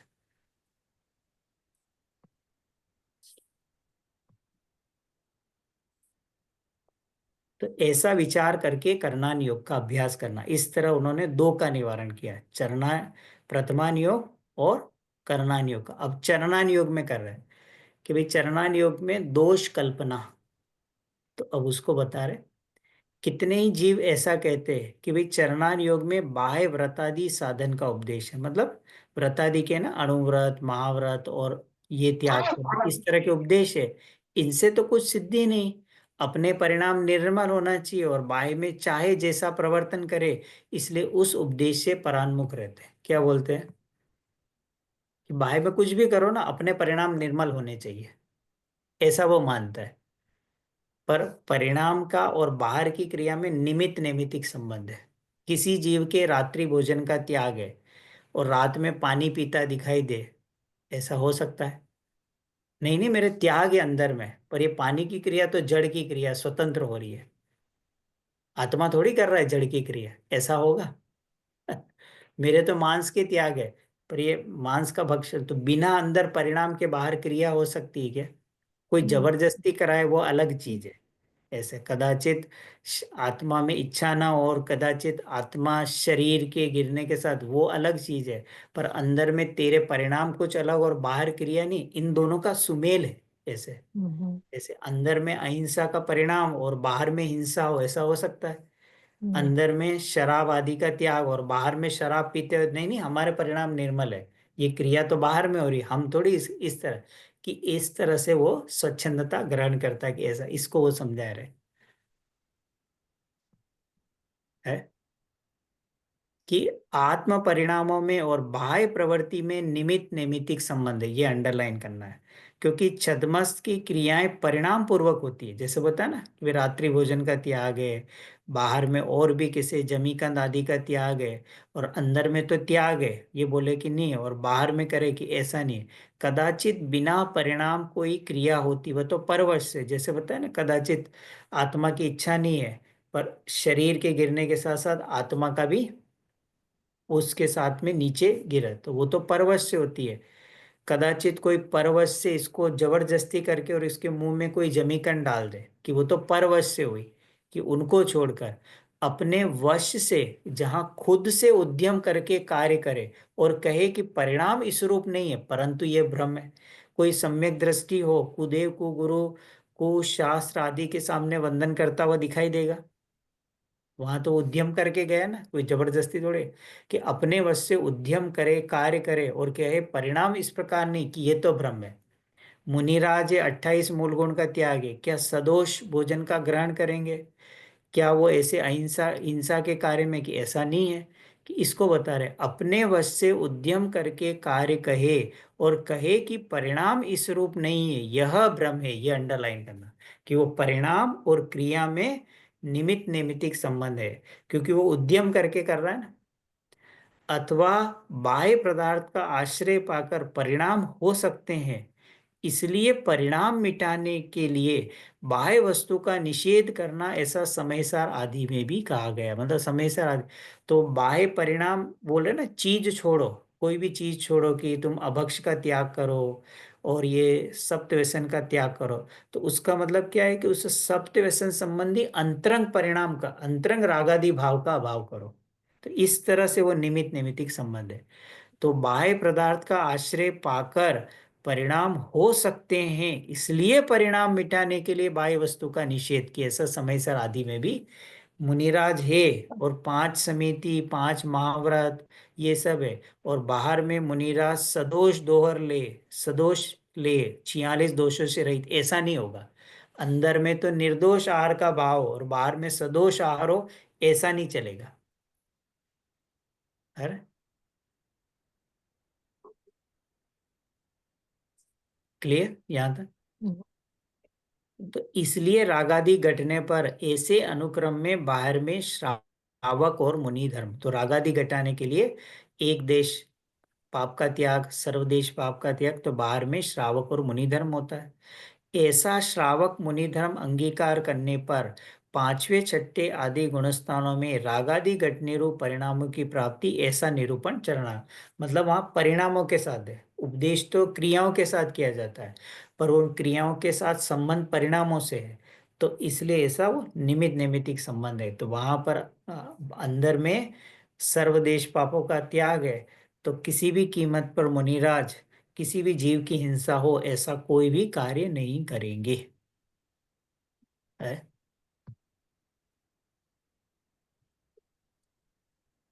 अब उसका आगे, यदि बाह्य संबंध से संयम से कुछ भी सिद्धि ना हो, तो सर्वार सिद्धि में रहने वाले देव सम्यक दृष्टि और बहुत ज्ञानी है, उनका तो चौथा गुणस्थान होता, और सम्यक सहित गृहस्थ श्रावक मनुष्यों का पंचम होता। उसका क्या कारण है कि जब सर्वार सिद्धि के देव है, उनके तो बाहर में कितना, मतलब आमिंद्र होते हैं, बाहर में कोई देवी आदि का भी संयोग नहीं है, किसी प्रकार की कोई क्रिया नहीं है, फिर भी वो चौथे गुणस्थान में, क्योंकि वहां प्रमाद। और यहाँ पर पंचम गुणस्थान वृत्ति श्रावक है, और बाहर में खेती व्यापार आदि करता हुआ भी दो कषाय का अभाव है, क्योंकि उसकी इस प्रकार के परिणामों में रागा दो कषाय का अभाव है, तो उसकी जो बाहर में त्रस हिंसा का त्यागी है, तो इसका क्या कारण है? क्योंकि वो इनके अंदर में वो संकल्पी हिंसा का त्यागी है, वहां पर वो संकल्पी हिंसा का त्याग नहीं कर पाता। तथा तीर्थंकर गृहस्थ आदि छोड़कर क्यों संयम करेंगे? अगर बाह्य क्रियाओं से और अंदर के परिणामों में कोई संबंध ना हो तो फिर तीर्थंकर क्यों ग्रह छोड़ेंगे? वहीं पे बैठे बैठे मुक्ति ले लेना। इस किस लिए संयम धारण करते हैं? इसलिए नियम है कि बाह्य संयम साधन के बिना परिणाम निर्मल नहीं हो सकते। इसलिए बाह्य साधन का विधान जानने के लिए चरणान योग का अभ्यास करना है। अंतरंग से बहिरंग की व्याप्ति है। हमने 10 लक्षण धर्म की पुस्तक में भी पढ़ा था ना, अंतरंग से बहिरंग की व्याप्ति। अगर अंतरंग में दो कषाय का अभाव है तो बाहर में उस जीव के अणुव्रत आदि होंगे। अंतरंग में मिथ्यात्व और 3 कषाय का भाव है तो उस जीव के बाहर में 28 मूल गुण का जितना ही राग रहेगा। ऐसा है। तो इस प्रकार से बाह्य साधन के बिना परिणाम निर्मल नहीं हो सकते, यह विधान के लिए इसलिए चरणान योग का अभ्यास करना चाहिए। तो उन ग्रंथों में रागादि घटाने की इस प्रकार प्रेरणा दी है। तो इसलिए वो जो पक्षपाती है और जिस उसको जो दोष है कि भाई चरणान योग का अभ्यास नहीं, उसका उन्होंने निवारण किया। अब ये द्रव्यान योग में दोष कल्पना का निराकरण है। तो पहले प्रथमान योग में बताया कैसे कहानी आदि किस प्रकार से, फिर करनान योग में दीप समुद्र आदि के क्यों जानना चाहिए, इतना क्यों गणित कि वो हम तो और पाषाण आदि को जाने, उसकी निराकरण किया। फिर चरणान योग में बता रहे कि भाई परिणाम निर्मल है, बाह्य क्रिया को करने से इनसे क्या प्रयोजन है, तो उसका निराकरण किया कि किस तरह अंतरंग कि जैसे जैसे रहते ना कि जैसे कभी उपदेश दिया जाता है कि टीवी से दूर रहो, तो कारण क्या है कि इसका मतलब उस जाति के राग परिणाम से दूर रहो, तभी तुम इस जिन मार्ग वगैरह में लग पाओगे। तो ये प्रयोजन, तो टीवी छुड़वाने का मतलब टीवी संबंधी राग छुड़वाने की बात कर रहे हैं।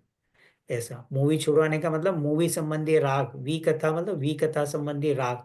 तो क्रियाओं का इस प्रकार परिणाम के साथ, और कोई जीव बोलते हैं ना हम तो टीवी देख रहे पर हमारा बहुत मंद कषाय के परिणाम, ऐसा हो सकता है? टीवी देखने का परिणाम मंद कषाय का परिणाम है कि तीव्र कषाय का परिणाम? निर्मल रख के देखते हैं हम, वितरागी बन के देखते हैं। ऐसा हो सकता है कि टीवी देखे और वितरागी बढ़ेगा? ये सब जो भ्रम रहते हैं जीव के। ऐसा हम क्रिकेट मैच देखते हैं बहुत वीतरागी बन के, वीतरागी बन सकता है क्या वहां पे? ये जो भ्रम जीव के अंदर में रहते हैं, ऐसा बहुत मंद मंद परिणाम रहते हैं हमारे, बहुत ज्यादा हम इन्वॉल्व नहीं। तो देख ही क्यों रहा है तू? देख ही क्यों रहा है? रिमोट उठाया तब से ही तेरे पाप परिणामों की वृद्धि थी, तीव्र कषाय का परिणाम है वो। अरे लेकिन टीवी देखने में प्रवचन भी तो सुन सकते हैं। हाँ, वो तो उस उद्देश्य के लिए किया वो तो सही है, पर टीवी में जो वो पंचेंद्रिय विषय उसकी बात कर रहा, उसके लिए मूवी के लिए वो ये है ऐसा। बराबर। तो तूने यूज किया उपकरण को कि अपने उसके लिए, तो वो तो प्रयोजन ठीक है, पर वो जो अन्य प्रयोजन है तो वहां तेरा अंदर में वैसे परिणाम है पाप, इसीलिए वैसा हुआ। ऐसा कि नीची भूमिका में सब छूट जाए ऐसा नहीं है, पर वो जो ऐसा आर्ग्यूमेंट जो देते हैं ना जीव, वो उनके आर्ग्यूमेंट है, वो यथार्थ नहीं है। हम्म। ये परागमुख का क्या मतलब है? परान्मुख मतलब हटाने के लिए। Okay, thank you.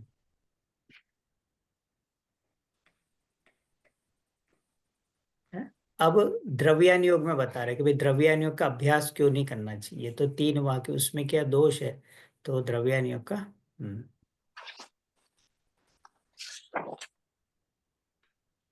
कितने ही जीव बोलते हैं कि द्रव्यान योग में व्रत संयम आदि व्यवहार धर्म का हीनपना प्रकट किया है, सम्यक दृष्टि के विषय भोगों को निर्जरा का कारण का है इत्यादि कथन सुनकर जीव स्वच्छंद हो जाए, पुण्य छोड़कर पाप में वर्ते, इसलिए उनका पढ़ना सुनना योग्य नहीं। कितने जीव ऐसे सुनते हुए मिलेंगे कि वहाँ निश्चय धर्म की मुख्यता है, व्यवहार धर्म को हीन है, तो हमें तो द्रव्यान योग का अभ्यास नहीं। कितने ये भी बोलेंगे कि हमें तो महाबंध आदि का ही श्रवण करना चाहिए, समयसार आदि ग्रंथों मुनिराज आदि के लिए, ऐसा आध्यात्म ग्रंथों का निषेध करते हैं। तो अगर हम इन ग्रंथों को देखते हैं तो क्या है, समयसार आदि ग्रंथ किसके लिए? अत्यंत अप्रतिबुद्ध जीव के लिए। तो मुनिराज अत्यंत अप्रतिबुद्ध जीव है कि प्रतिबुद्ध जीव है? अज्ञानी जीव के लिए लिखा गया है ना, तो मुनिराज अज्ञानी होते कि ज्ञानी होते?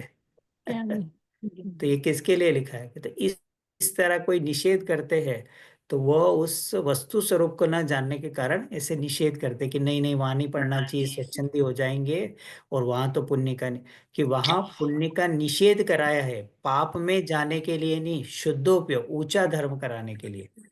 वहां वीतराग और अंदर में वो मोक्ष मार्ग पर आगे गए, तो वहां पर उसको आत्मानुभव की प्रेरणा की, इसलिए निषेध किया है। तो कहाँ? आगे बढ़ने के लिए, न कि नीचे गिरने के लिए किया है। तो इसका वो निराकरण कर रहे हैं इसमें। तो उसको बता रहे, जैसे गधा मिश्री खाकर मर जाए, तो मनुष्य तो मिश्री खाना नहीं छोड़ते। गधा होता है ना, अगर उसको मिश्री खिलाओ तो मृत्यु हो जाती है, पर मनुष्य तो मिश्री खाना नहीं। इसी प्रकार विपरीत बुद्धि आध्यात्म ग्रंथ सुनकर स्वच्छंद हो जाए, तो विवेकी को आध्यात्म ग्रंथ नहीं। तो यहाँ गधा का उपयोग किसको दिया? कि कोई उस आध्यात्म ग्रंथ को ना समझे, और तो जैसे गधा मिश्री खाने पे मर जाए, तो क्या मनुष्य खाना छोड़ दे? इसी प्रकार कोई विपरीत बुद्धि वाला जीव स्वच्छंदी हो जाए, तो क्या विवेकी भी उसका ग्रंथ छोड़ देना? कि नहीं छोड़ो। तो वे इतना करे कि जिसे स्वच्छंद होता हो माने, उससे जैसे वो स्वच्छंद ना हो उस प्रकार उपदेश हो। मतलब कदाचित कोई जीव इन आध्यात्म ग्रंथों से स्वच्छंद होता जाने, तो उसे उस प्रकार का उपदेश, कैसा उपदेश दो कि स्वच्छंद ना हो, तथा आध्यात्म ग्रंथों में भी स्वच्छंद होने का तो जहां तहां निषेध करते हैं।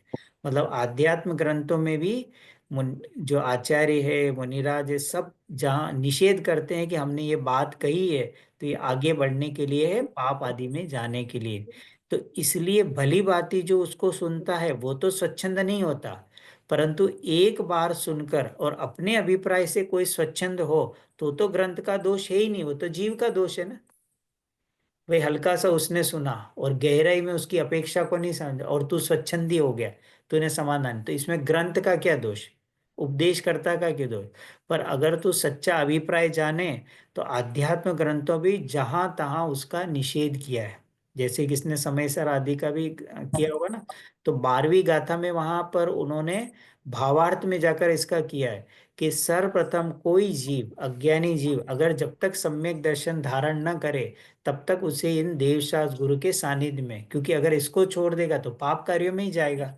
इस तरह जगह जगह इस तरह से सावधान किया जाता है कि जहां उनको लगे कि इस कथन का सुनकर वो, पर अगर वो अभिप्राय ना पकड़े और शुरू से ही ये दो चार को सुने, थोड़ा सा आए, और तो इसमें ग्रंथ का कोई दोष नहीं, वो जीव की स्वतंत्रता, स्वतंत्र योग्यता से उसने ऐसा स्वतंत्र परिणमन किया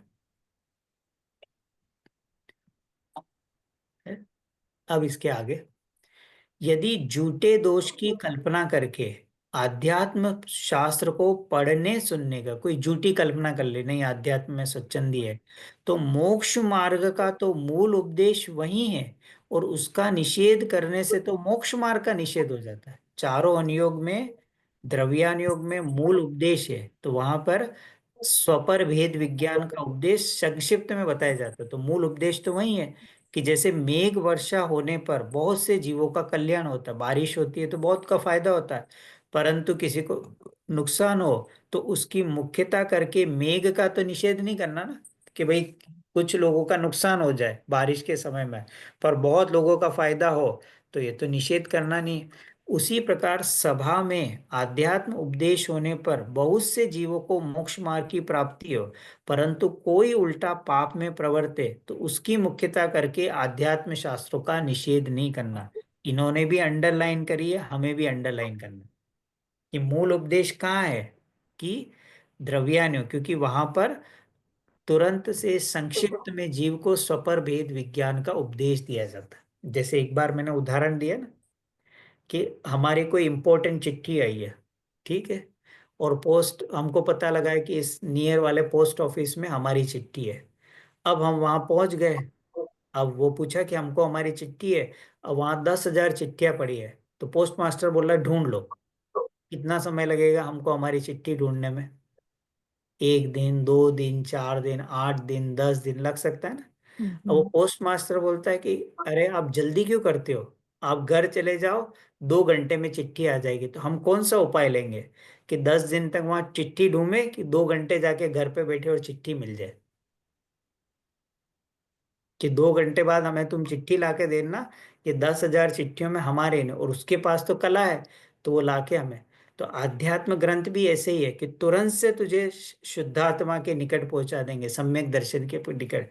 इसलिए यह कि सभा में ज्यादा मुख्यतः उपदेश इसी का देना चाहिए, क्योंकि इससे बहुत जीवों का कल्याण है। पर कदाचित कोई जीव स्वच्छंदी हो जाए तो उसमें उससे हम सभा में इसका उपदेश देना छोड़ दे, ऐसा नहीं है।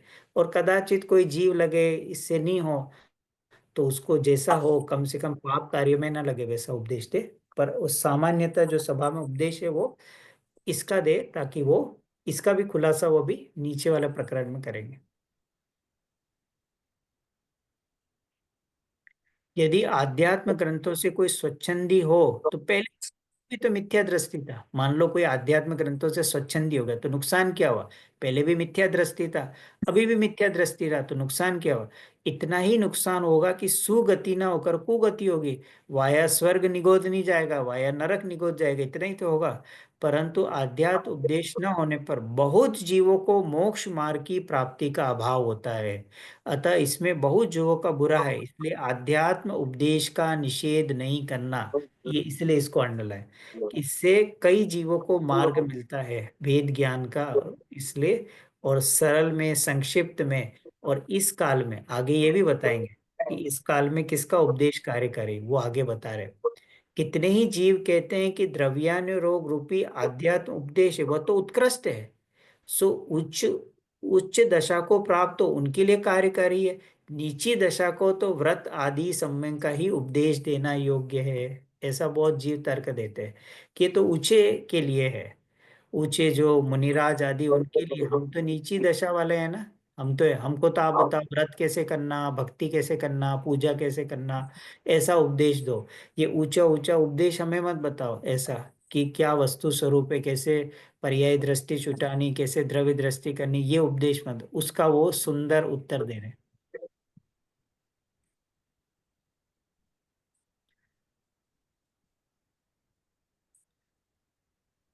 उनसे कहते हैं कि जिनमत में ये परिपाटी है कि पहले सम्यक्त होता है फिर व्रत होते हैं। क्या है जिनमत में परिपाटी? पहले, सबसे पहले सम्यक दर्शन होता है फिर व्रतादि होते हैं। वह सम्यक्त स्वपर का श्रद्धान होने पर होता है, और वह श्रद्धान द्रव्यान योग का अभ्यास करने पर होता है। इसलिए पहले द्रव्यान योग के अनुसार श्रद्धान करके सम्यक दृष्टि हो, पश्चात चरणान योग के अनुसार धारण करके व्रति हो। क्या अंडरलाइन कर रहे हैं यहाँ पे? इसलिए मुख्य रूप से निचली दशा में द्रव्यान योग कार्य कर रही है। गौण रूप से जिसे मोक्ष का की प्राप्ति न हो जाने, उसे किसी व्रतादि का उपदेश देते हैं। इसलिए ऊंची दशा को अध्यात्म अभ्यास योग्य है, ऐसा जानकर नीची दशा को वहां से परान्मुख हो, मतलब उससे हटे और दूसरे मार्ग पर जाए, योग्य नहीं है। क्या बता रहे वो? कि जिनमत में क्या परिपाटी है? सबसे पहले धर्म कहाँ से शुरू होता है? कि तुझे व्रतादि धारण करने हैं, कि सबसे पहले स्वपर भेद विज्ञान करके और सम्यक दर्शन को प्राप्त करे तो धर्म की शुरुआत है। कहाँ से धर्म की शुरुआत है? कि आत्मानुभूति से धर्म की शुरुआत है।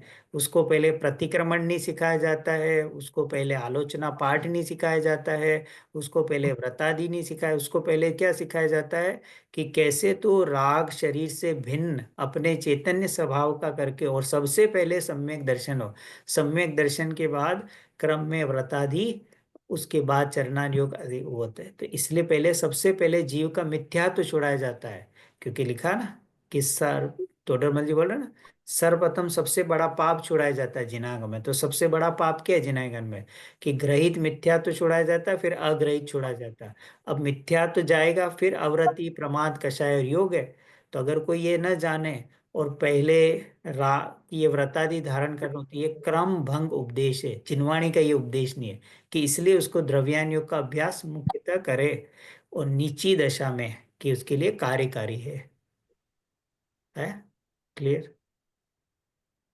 तो उसके लिए तत्व ज्ञान कितना उसका स्ट्रोंग होना चाहिए, तभी हर चलते हुए कार्यों में वो कैसे भेद विज्ञान करके और कैसे ज्ञाता दृष्टा रहे, ये कला उसे, ये पुरुषार्थ करना आना चाहिए। घटनाएं तो बनती रहेगी, पर उन सब घटनाओं में कैसे ज्ञायक बनता, ज्ञायक स्वभाव पे खड़ा रहे, उसके लिए इसका तत्व ज्ञान एकदम स्ट्रॉन्ग फंडामेंटल एकदम जमे होने चाहिए। नहीं तो हर छोटी छोटी परिस्थिति में इष्ट अनिष्ट करके और आकुलता खड़ी करता है।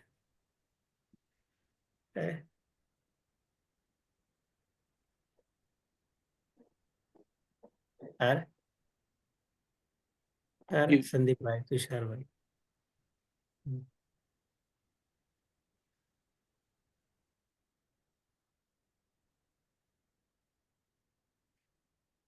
तो ऊंचे उपदेश का स्वरूप नीची दशा वालों को तो भाषित नहीं होता, यदि कोई कहे तो उसका उत्तर है, अरे और तो अनेक प्रकार की चतुराई जाने और वहां यहाँ मूर्ख होना प्रकट करे, ये योग्य नहीं। क्या उत्तर दे रहे कि भाई हमें समझ में नहीं आएगा कि हर जगह तो तू अपना ज्ञान देखता, मैं चतुर हूं, मैं ये कर सकता हूँ, वहां तो मूर्खपना प्रकट नहीं करता है। और अभ्यास करने से स्वरूप भली भांति हो सकता है। तो भले ही अपनी बुद्धि अनुसार थोड़ा थोड़ा भाषित हो, पर सर्वथा निरुद्यमी होने का पोषण करे, वह तो जिन मार्ग का द्वेषी होना है। क्या दे रहे उसको सर्टिफिकेट, क्या दिया है कि भाई हमें समझ में नहीं आएगा, अरे ये स्वपर वेद विज्ञान की बात है, ये पर्याय गौण करना, त्रिकाली मुख्य करना, कि जितना तेरी शक्ति हो तो हर जगह तो तू चतुराई देखता है। एमए की बड़ी बड़ी डिग्री ले लेगा, डॉक्टरी की बड़ी बड़ी पढ़ाई करेगा, तो जब इतनी बड़ी बड़ी सीए इंजीनियरिंग की पोथे तू पढ़ सकता है, तो क्या तुझे ये चीजें समझ में नहीं आएगी कि जो तेरे स्वयं की चैतन्य की महिमा है, कि यहाँ पर इस तरह के बातें करे तो तू जिन धर्म का द्वेषी, द्वेषी मतलब तू अपनी आत्मा का विराधक है, कि तुझे आत्मा पाने का और संसार से छूटने की भावना नहीं है, स्वयं का द्वेषी है, स्वयं के लिए रोड़े अटका रहा है। अरे अरे राधिका जी, हम्म, कैसे वो जो तर्क देता है, हम भी काफी बार बोलते हैं ना, हमें समझ में आ, तो समझ में नहीं आने के कारण अभ्यास की कमी है, रुचि की कमी है। ऐसा जगत में हर कार्य के लिए प्रायोरिटी है, और जिनवाणी आए तो टाइम ही नहीं है। नहीं, हम्म, कभी इस जिनवाणी के लिए अगर अपने परिवार की 3-4 शादियां भी तुझे छोड़नी पड़ी ना, पात्र जीव है, वहां बहाना बनाने नहीं सीखता है। मेरी टांग में दर्द है, यहाँ यहाँ तो सब बहाना बना देता है, क्यों नहीं आ रहा हूँ, वहां जाना है, वहां जाना है। और यहाँ अरे जिनवाणी के लिए एक शादी तो छोड़ के बता परिवार की, तब माना जाएगा तू पात्र जीव। वहां बहाना बना ना, मेरे पैर में दर्द है, मुझे बहुत छुट्टी नहीं दे रहे, वहां बना लेना बहाना। और आत्मा के ले ले, जिस दिन ये भावना है कि मैं एक दिन छुट्टी लूं अपने तत्व अभ्यास के लिए, वो पात्र जीव है। किसी दिन इसे भाव आता है कि मेरा ये टॉपिक समझ में नहीं आ रहा है, तो मैं एक दिन आधे दिन की लीव लेकर और अपना ये काम करूं। किसी दिन भाव आता है, अरे तो छुट्टी होती उस दिन नहीं करता है, तो छुट्टी लेगा तो क्या करेगा। छुट्टी मिल जाए, कदाचित ऑफिस में कोई काम नहीं हो, तो बस पड़ा है नेटफ्लिक्स चालू है तो आजकल तो वर्क फ्रॉम हो गया है, तो क्या हो गया, तो बचता है समय तो क्या है, बस जैसे ही समय हुआ मीटिंग खत्म हुई तो चालू। अब ऐसे ही ये मोक्ष मार्ग मानना चाहता है। ऐसे सुबह तो पूरी भक्ति करेगा, हे प्रभु संसार सागर में डूबी, और जब समय मिल रहा है तब क्या कर रहा है कि संसार सागर में कैसे डूबू, ये मार्ग ढूंढता है। ये इसे ढूंढना है कि केवल अब रुचि की कमी है, जो ही रुचि बढ़ी, अरे तू तो केवल ज्ञान स्वभाव ही है, तुझे नहीं समझ में आएगा तो किसे समझ में आएगा। चूहा सम्यक दर्शन ले सकता है, शेर ले सकता है, गधा ले सकता है, घोड़ा ले सकता है, तू ही नहीं ले सकता। कारण क्या है कि तुझे संसार रुचि से नहीं। रुचि है, तुझे संसार अभी असार नहीं लगा है, तुझे छूटने की भावना है, असली कारण वो है। रुचि हो तो सब चीजें समझ में आए, भले ही ज्यादा नहीं आए, पर तुझे मैं ज्ञान स्वभावी आत्मा हूँ, परद्रव्य और परभाव से भी नहीं, ये बात सबको समझ में आए, इतने तो बुद्धि सबके पास है। तो इसलिए कभी भी अपने को दीनहीन नहीं देखना है, समय निकालना पड़ेगा। इस पंचम काल में प्रवृत्ति ज्यादा है निवृत्त, समय निकाल निकाल के करना है। समय बीता जा रहा है, वापिस से मनुष्य भव नहीं मिलने वाला है। इस बार चूके तो भव भव पछताएंगे। कितना 48 पर्याय में 48 मनुष्य भव मिलते हैं, उसमें कितने ही भव तो सम्मूर्छन में चले गए, और कितने ही भव मनुष्य के मिले जिनकुल नहीं मिला, और जिनकुल मिला तो जिनवाणी नहीं मिली, कुदे मिले। अब तुझे सब योग आ गया है, तो अब सावन में शादी नहीं करेगा तो क्या और किसी मौसम में जाके शादी करेगा ना। तो अब तो पूरा अवसर आ गया है, इंद्रियों की निरोगता है, आजीविका है, अभी तेरे समझने के लिए इतना समय मिल रहा है, तो अगर अभी तू काम नहीं करेगा तो कब करेगा? कि जब वेंटिलेटर पे बोतलें चढ़ रही होगी तब वेद ज्ञान करेगा। जब हड्डियां साथ छोड़ देगी, परिवार साथ छोड़ देगा, वो पड़ा रहेगा सीनियर सिटीजन सेंटर में, वहां करेगा? कहाँ करेगा?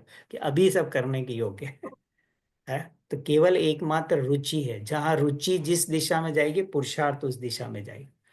इसलिए उसके लिए थोड़ा सुबह उठे, अलग से निकाले, सब करने योग्य, दिन में 2-3 घंटे कम से कम स्वाध्याय होना ही चाहिए, तभी ये चीजें टिकेगी, वरना आगे पाठ पीछे सपाट होता रहेगा। ये नियम है। तो ये खुद के डेडिकेशन से, रिस्पॉन्सिबिलिटी से ये काम आता है, और वो पाप कार्यों से ही समय निकलेगा। और ऊपर से श्री गुरु तुझे समय निकालने के लिए व्हाट्सएप पे मैसेज नहीं करेंगे, तुझे निकालना पड़ेगा। महावीर भगवान रोज मैसेज नहीं भेजेंगे, बेटा कर ले, बेटा कर ले। वो तो एक बार बोल के चले गए, मैं बता रहा हूँ कर ले, अब तेरी इच्छा है तो 4 गतियां खुली है, तेरी इच्छा है तो मोक्ष खुला है, तुझे जहाँ आना है वहां जा, तेरे परिणामों का फल तुझे मिलेगा। है। तो इस तरह वो अभ्यास में हमें कमी नहीं करनी है, जितना हो चर्चाएं करके, समाधान करके। तो जितना जितना करेगा तभी अंदर से दृढ़ता आएगी, वरना वो दृढ़ता भी नहीं आती है तो हिला डुला रहता है।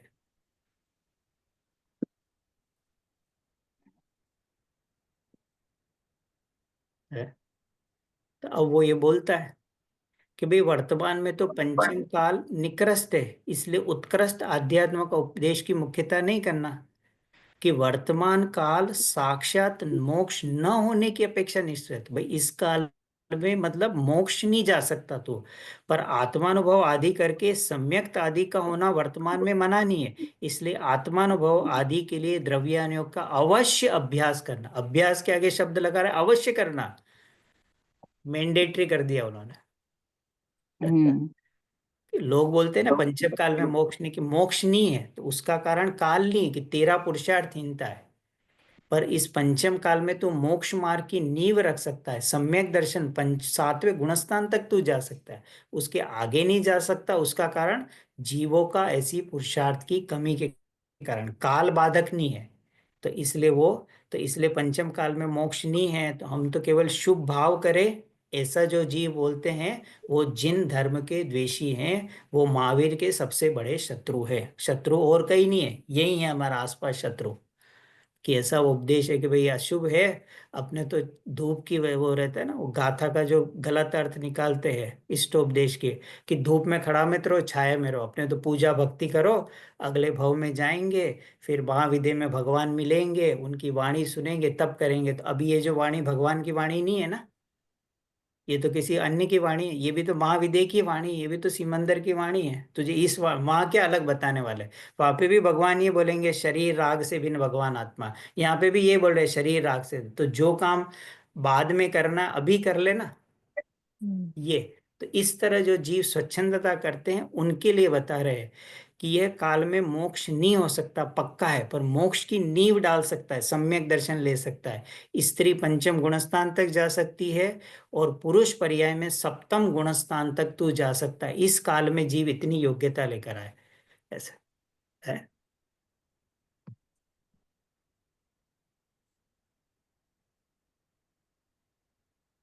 तो अब बोलते हैं कि षट पहाड़ में कहा है, अब षट पहाड़ का आज भी त्रिकरण, त्रिकरण मतलब अधकरण, अपूर्वकरण, अनिवृत्तिकरण, अथवा त्रिरत्न सम्यक दर्शन ज्ञान से शुद्ध जीव आत्मा को ध्याकर सर्व लोक को प्राप्त होते हैं, लोकांतिक देह में प्राप्त, वहां से च्युत होकर मोक्ष जाते हैं। ये किसका उदाहरण दे रहे हैं? जो अष्ट पाउड़ है, मोक्ष पाउड़ की गाथा 77।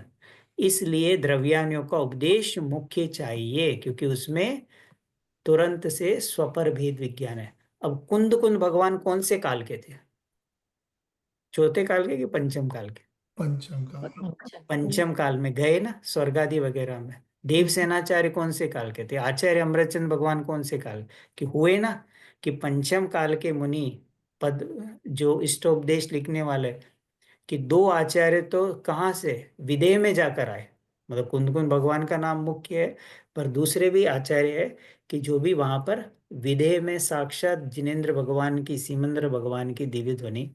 तो वो पंचम काल के मुनि पंचम काल के जीवों को बता सकते हैं कि अगर मैं साथ यहाँ तक कर सकता हूँ तो तू भी आत्मानुभव करके और देव गति आदि और फिर भविष्य में मनुष्य भाव धारण आदि करके और अपनी मोक्ष की पूर्णता कर सकता है। पर काल के कारण तू ये अभ्यास न करे तो तू जिनमत का द्वेषी हुआ है?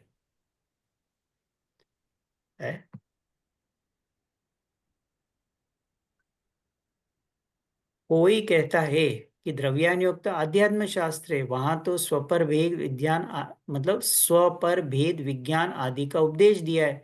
वह तो कार्यकारी भी बहुत है और समझ में शीघ्र आ जाता है, परंतु द्रव्य गुण पर्याय आदि का, प्रमाण आदि का, अन्य मत के कहे तत्व आदि के निराकरण का कथन किया है, पर उसके अभ्यास से तो बहुत विकल्प होते हैं, तो वे बहुत प्रयास करने पर जाने, इसलिए उनका अभ्यास नहीं करता। तो क्या बोल रहे हैं आप? इतना तो एग्री किया कि करना चाहिए स्वपर, पर ये जो प्रमाण के अनेकांत सप्त गमंगी इनके उपदेश में क्या है कि बहुत विकल्प होते हैं, इसलिए उनका अभ्यास नहीं करना। तो उसको क्या बोल रहे हैं?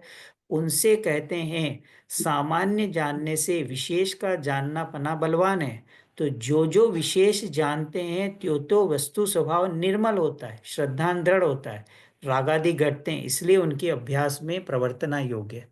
मतलब विशेष ज्ञान हुआ तो तूने और गहराई से प्रमाण को, नए को, अनेकांत को समझा, तो उससे क्या रहा कि तेरा जो सामान्य है स्वपर का भेद विज्ञान, सात तत्व और छह, कि ये और बलवान होगा। तो उससे क्या होगा? तेरा और कर्ता बुद्धि छूटेगी, ज्ञाता स्वभाव की दृढ़ता होगी, रागादि, इसलिए इसके अभ्यास में प्रवर्तना योग्य है। इस प्रकार चारों अनियोग की दोष कल्पना करके अभ्यास से परान्मुख नहीं होना, मतलब जिनवाणी से परान्मुख नहीं होना कि वो योग्य नहीं है? तो वो चारों अनियोग के पढ़ने की प्रेरणा दे रहे हैं। और मुख्यता किसकी बोल रहे हैं? कि द्रव्यानुयोग को मुख्य रखकर और बाकी अनियोग को तू करे। तो वो चारों अनियोग में वीतरागता का प्रयोजन है, कहीं से कहीं पे स्वच्छंदता ग्रहण करे, वो तेरा ही दोष है, इसको वो बता रहे हैं। बोलेगा जरूर है पूजा आदि में, जावाणी के ज्ञान से सूझे, पर जिनवाणी नहीं पड़ेगा। बोलता क्या है? जावाणी के ज्ञान से सूझा लो, पर जिनवाणी को जीवन भर हाथ नहीं लगाता है। किसको पता है छह द्रव्य के नाम, सात तत्व के नाम, निमित्त उपादान के नाम पता ही नहीं रहते जीवन भर। अनंत सिद्ध का स्वरूप क्या है, कारण क्या है? क्योंकि उन्हें लग रहा है व्रत आदि करके भगवान प्रसन्न हो जाएंगे, ले जाएंगे। पार्श्वनाथ भगवान भूलिए नहीं कदा, चढ़ा दे कितने पार्श्वनाथ भगवान को अर्घ। पार्श्वनाथ भगवान तो क्या, अनंत पार्श्वनाथ भगवान को अर्घ चढ़ाएगा तो कोई नहीं आने वाला। क्योंकि मुक्ति भीख में नहीं दी जाती, मुक्ति पुरुषार्थ से प्रकट होती है। ये भीख मांगने का धर्म ही नहीं है। और विनय भी तुझे तभी आएगा तब तुझे जिनवाणी पड़ेगा ना, तब असली भक्ति आती है। जब उसको जीवन में तत्व ज्ञान उतारता है और जीवन की हर परिस्थितियों में तुझे तत्व ज्ञान से निराकरण मिलता है, तब तुझे असली में जिनेंद्र देव की भक्ति आती है। तब लगता है कि वास्तव में अगर ये नहीं मिलते तो मेरा क्या होता।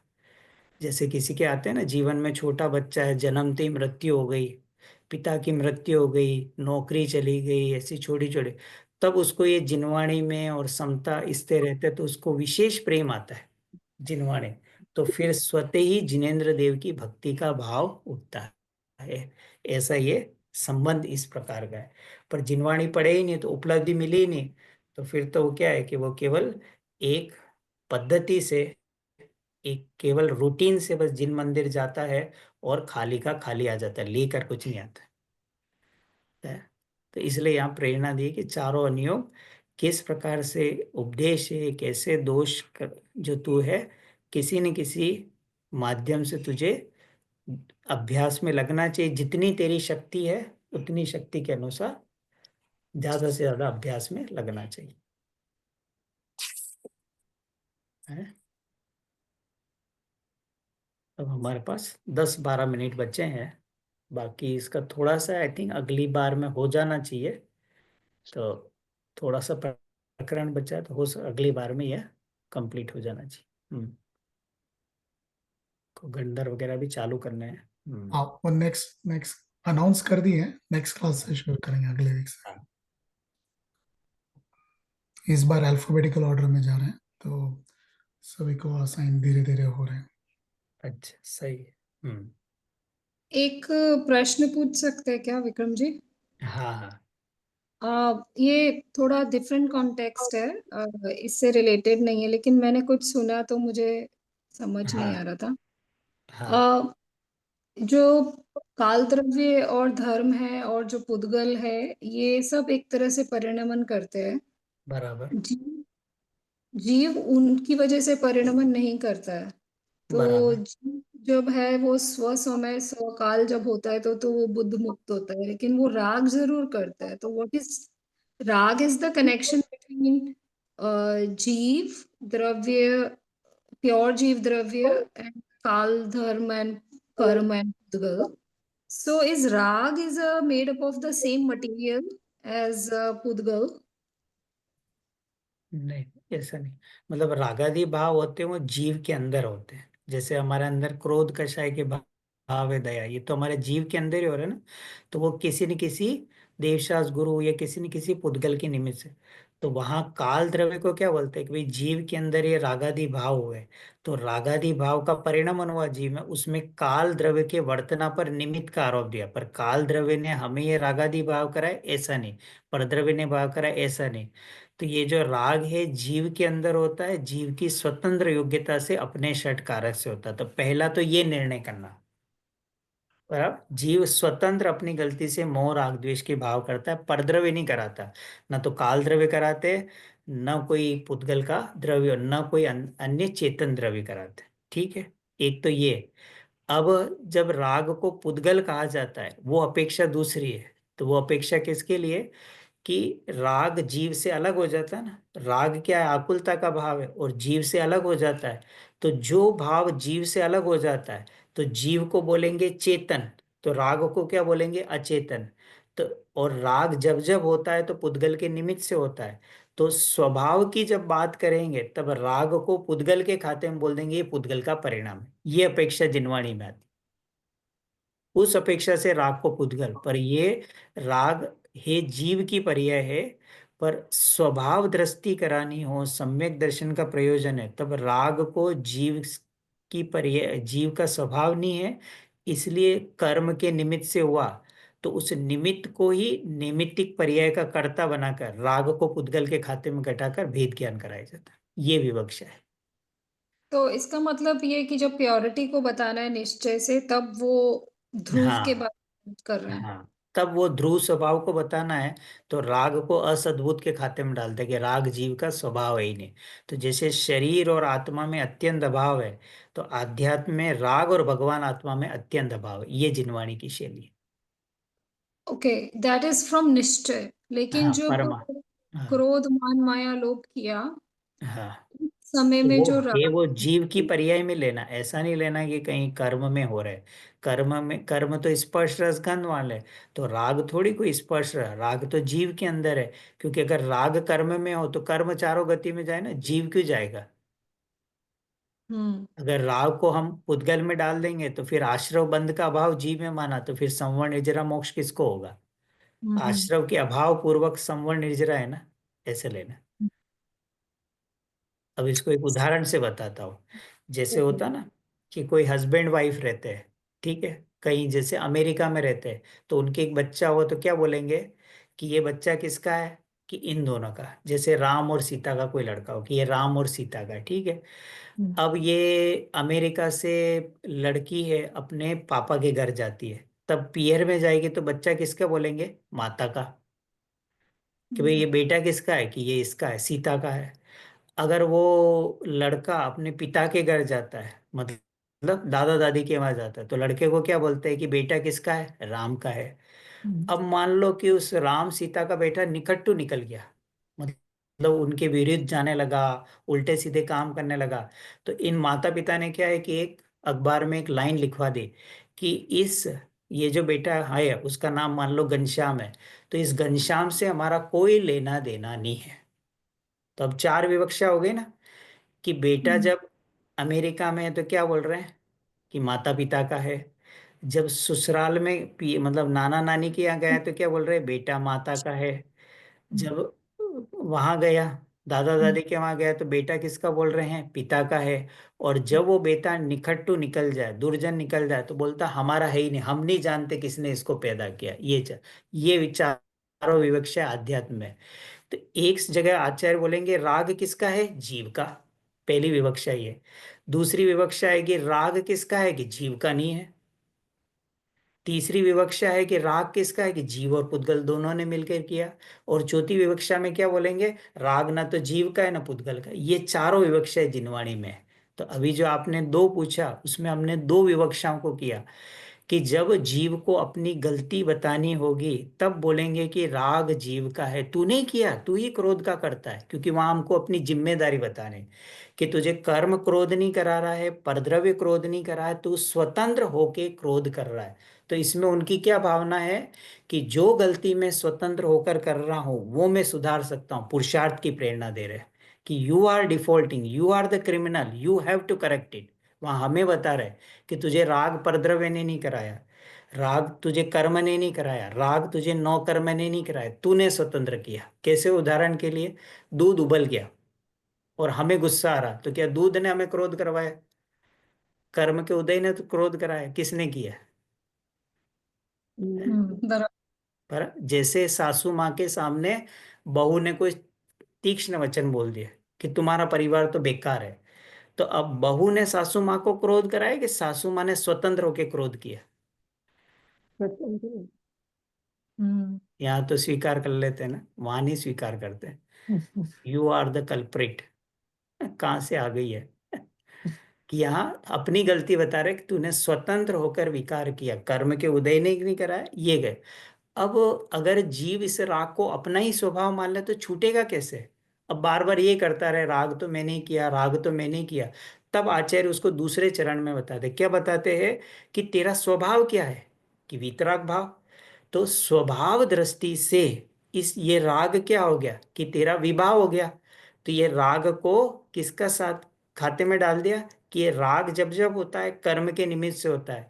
तो राग को पुद्गल के खाते में हटा के राग और ज्ञायक भाव में भेद ज्ञान करवाया। तो दूसरे चरण में सम्यक दर्शन और मुक्ति मार्ग पर आने की प्रेरणा की। इसके अपना स्वभाव मत मानना, स्वभाव दृष्टि से तो राग आत्मा से अलग हो जाता है, इसलिए राग को पुद्गल का परिणाम अचेतन करके और ऐसा बोला कि राग किसका है, कि पुद्गल का, पुद्गल के साथ व्यापक संबंध है। और अजीव अधिकार में तो राग को बोला अजीव है, तादात्म्य संबंध है, जीव के साथ संबंध ही नहीं है। इतना वो किसके लिए किया, भेद विज्ञान के लिए, कि जब राग का संबंध अजीव के साथ है और जीव बोले राग मैंने किया, ये मिथ्या दर्शन है। और शुरुआत में ये मान ले कि राग पुद्गल करता है तो स्वच्छंदी हो जाएगा, भाई ये तो पुद्गल करवाता है, मैं थोड़ी करता हूँ, तो फिर पुरुषार्थ करेगा नहीं। इसलिए इन दोनों में इस प्रकार का रिलेशन। और टेक्निकली राग पुद्गल के टाइप का द्रव्य से बना हुआ है क्या? नहीं, वो तो जीव की पर्याय है ना। अभी ये जो हम राग भाव कर रहे हैं तो जीव की पर्याय है ना, चारित्र गुण की विकारी पर्याय है। तो चारित्र गुण आत्मा में है, तो चारित्र गुण की अशुद्ध पर्याय है। तो अब इस अशुद्ध पर्याय को पर के खाते में कब डालते हैं, जब स्वभाव की बात करें, ऐसा ओके ये वर्ष है। ओके। पर ऐसे या ये नहीं मानना है कि कर्म है, कर्म की पर्याय, ये जीव की ही पर्याय है। पर प्रयोजन जब स्वभाव दृष्टि की बात हो तब राग को निमित्त हुआ ना, तो कर्म निमित्त है, तो कर्म है जड़, तो जड़ के निमित्त से जो भाव हुआ वो भी जड़, इसलिए उसको जड़ खाते में डालकर और भेद विज्ञान कराया। सो एक कॉन्सेप्ट में ध्रुव है जो प्योर आत्मा है, और तो शुद्ध है। हाँ जो हाँ व्यवहार से विकारी पर्याय जब बात करते हैं तो राग उस रूप आत्मा हुआ। हाँ। तो पहले विकार का कर्ता बताया, फिर विकार का कर्ता नहीं बताया, वो इसलिए क्योंकि आत्मा के स्वभाव में आनंद प्रकट करने के। मनुष्य के गर्भ से मनुष्य होगा, कि मनुष्य के गर्भ से बंदर भी हो सकता है, हम्म मनुष्य के गर्भ से। तो जब वो, पर जैसे कोई व्यक्ति हो और उसके घर में एक बच्चा खेल रहा हो, 6 महीने का, हो सकता है ना बाहर से कोई बंदर का छोटा बच्चा भी उसके बच्चे के पास आके खेलने लगे, तो अब घर में कोई व्यक्ति आए बोलेगा गुड न्यूज है, आपके तो दो दो बच्चे हैं। तो दो दो बच्चे हैं कि वो बाहर में जो बंदर का परिवार है उसका बच्चा हमारे घर में, इसका मतलब नहीं कि हमारा हो गया तो आधार कार्ड और सोशल सिक्योरिटी नंबर बढ़ा दे, ये तो वो बंदर का ही बच्चा है ना। तो ऐसे ही है, तो राग जीव की पर्याय में है, पर जीव का स्वभाव नहीं है। तो इसको लेके इसके लिए बोलते हैं कि राग क्यों हुआ, कि जब जब कर्म होता है तो इसलिए उस कर्म के खाते में राग को घटाकर, और राग के आदि मध्य अंत में कौन व्यापक है, पुद्गल, ऐसा करके राग और स्वभाव में भेद किया, तब वो आश्रम में हेता पड़ती है, तब वो सम्यक दर्शन को प्रकट कर, ये वो विवक्ष। इट्स ब्यूटीफुल क्योंकि पर्याय दृष्टि इसीलिए हटाना चाहता है। और हाँ, पर्याय दृष्टि से वो ऐसा मानता है कि मैं रागी हुआ, पर स्वभाव दृष्टि से देखेगा तो मेरे स्वभाव में राग करने की शक्ति है ही नहीं, तो मुझे राग का नाश करना, ये बात कैसे आए। कोई जैनी बोले मुझे घर से अंडे के छिलके भेजने, पर पहले घर में अंडे हो तो छिलके होंगे ना, तो मेरे स्वभाव में राग है ही नहीं, तो अभाव किसका करना है। पहले होना तो चाहिए राग, तो अभाव करो। तो जहाँ बंध नहीं है तो मोक्ष कैसे होगा, पर आत्मा में पहले बंधे तो शरीर, तो मोक्ष हो ना। तो मैं बंध और मोक्ष से रहित एक ज्ञायक भाव हूं, ये वो शैली है अध्यात्म। इसमें अपेक्षा को समझना बहुत जरूरी है। अपेक्षा का समझ, इसलिए वो मैंने ये, तो ये पूरे आध्यात्म में जिसे ये चार पता लग गया ना, ये किस संबंध से राग है, अब वो कभी भी आध्यात्म में धोखा नहीं खाएगा। बहुत अच्छे से समझाया आपने, एग्जाम्पल बहुत अच्छे दिए।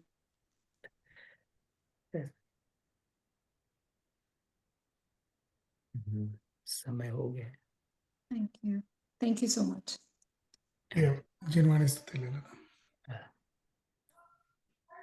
जावाणी निज निधि निज में बताई, यह परम उपकार है, इसके लिए जिन वाणी मांगो वंदना शत बार, वंदना शत बार, वंदना सतबार। जय जय जय जय।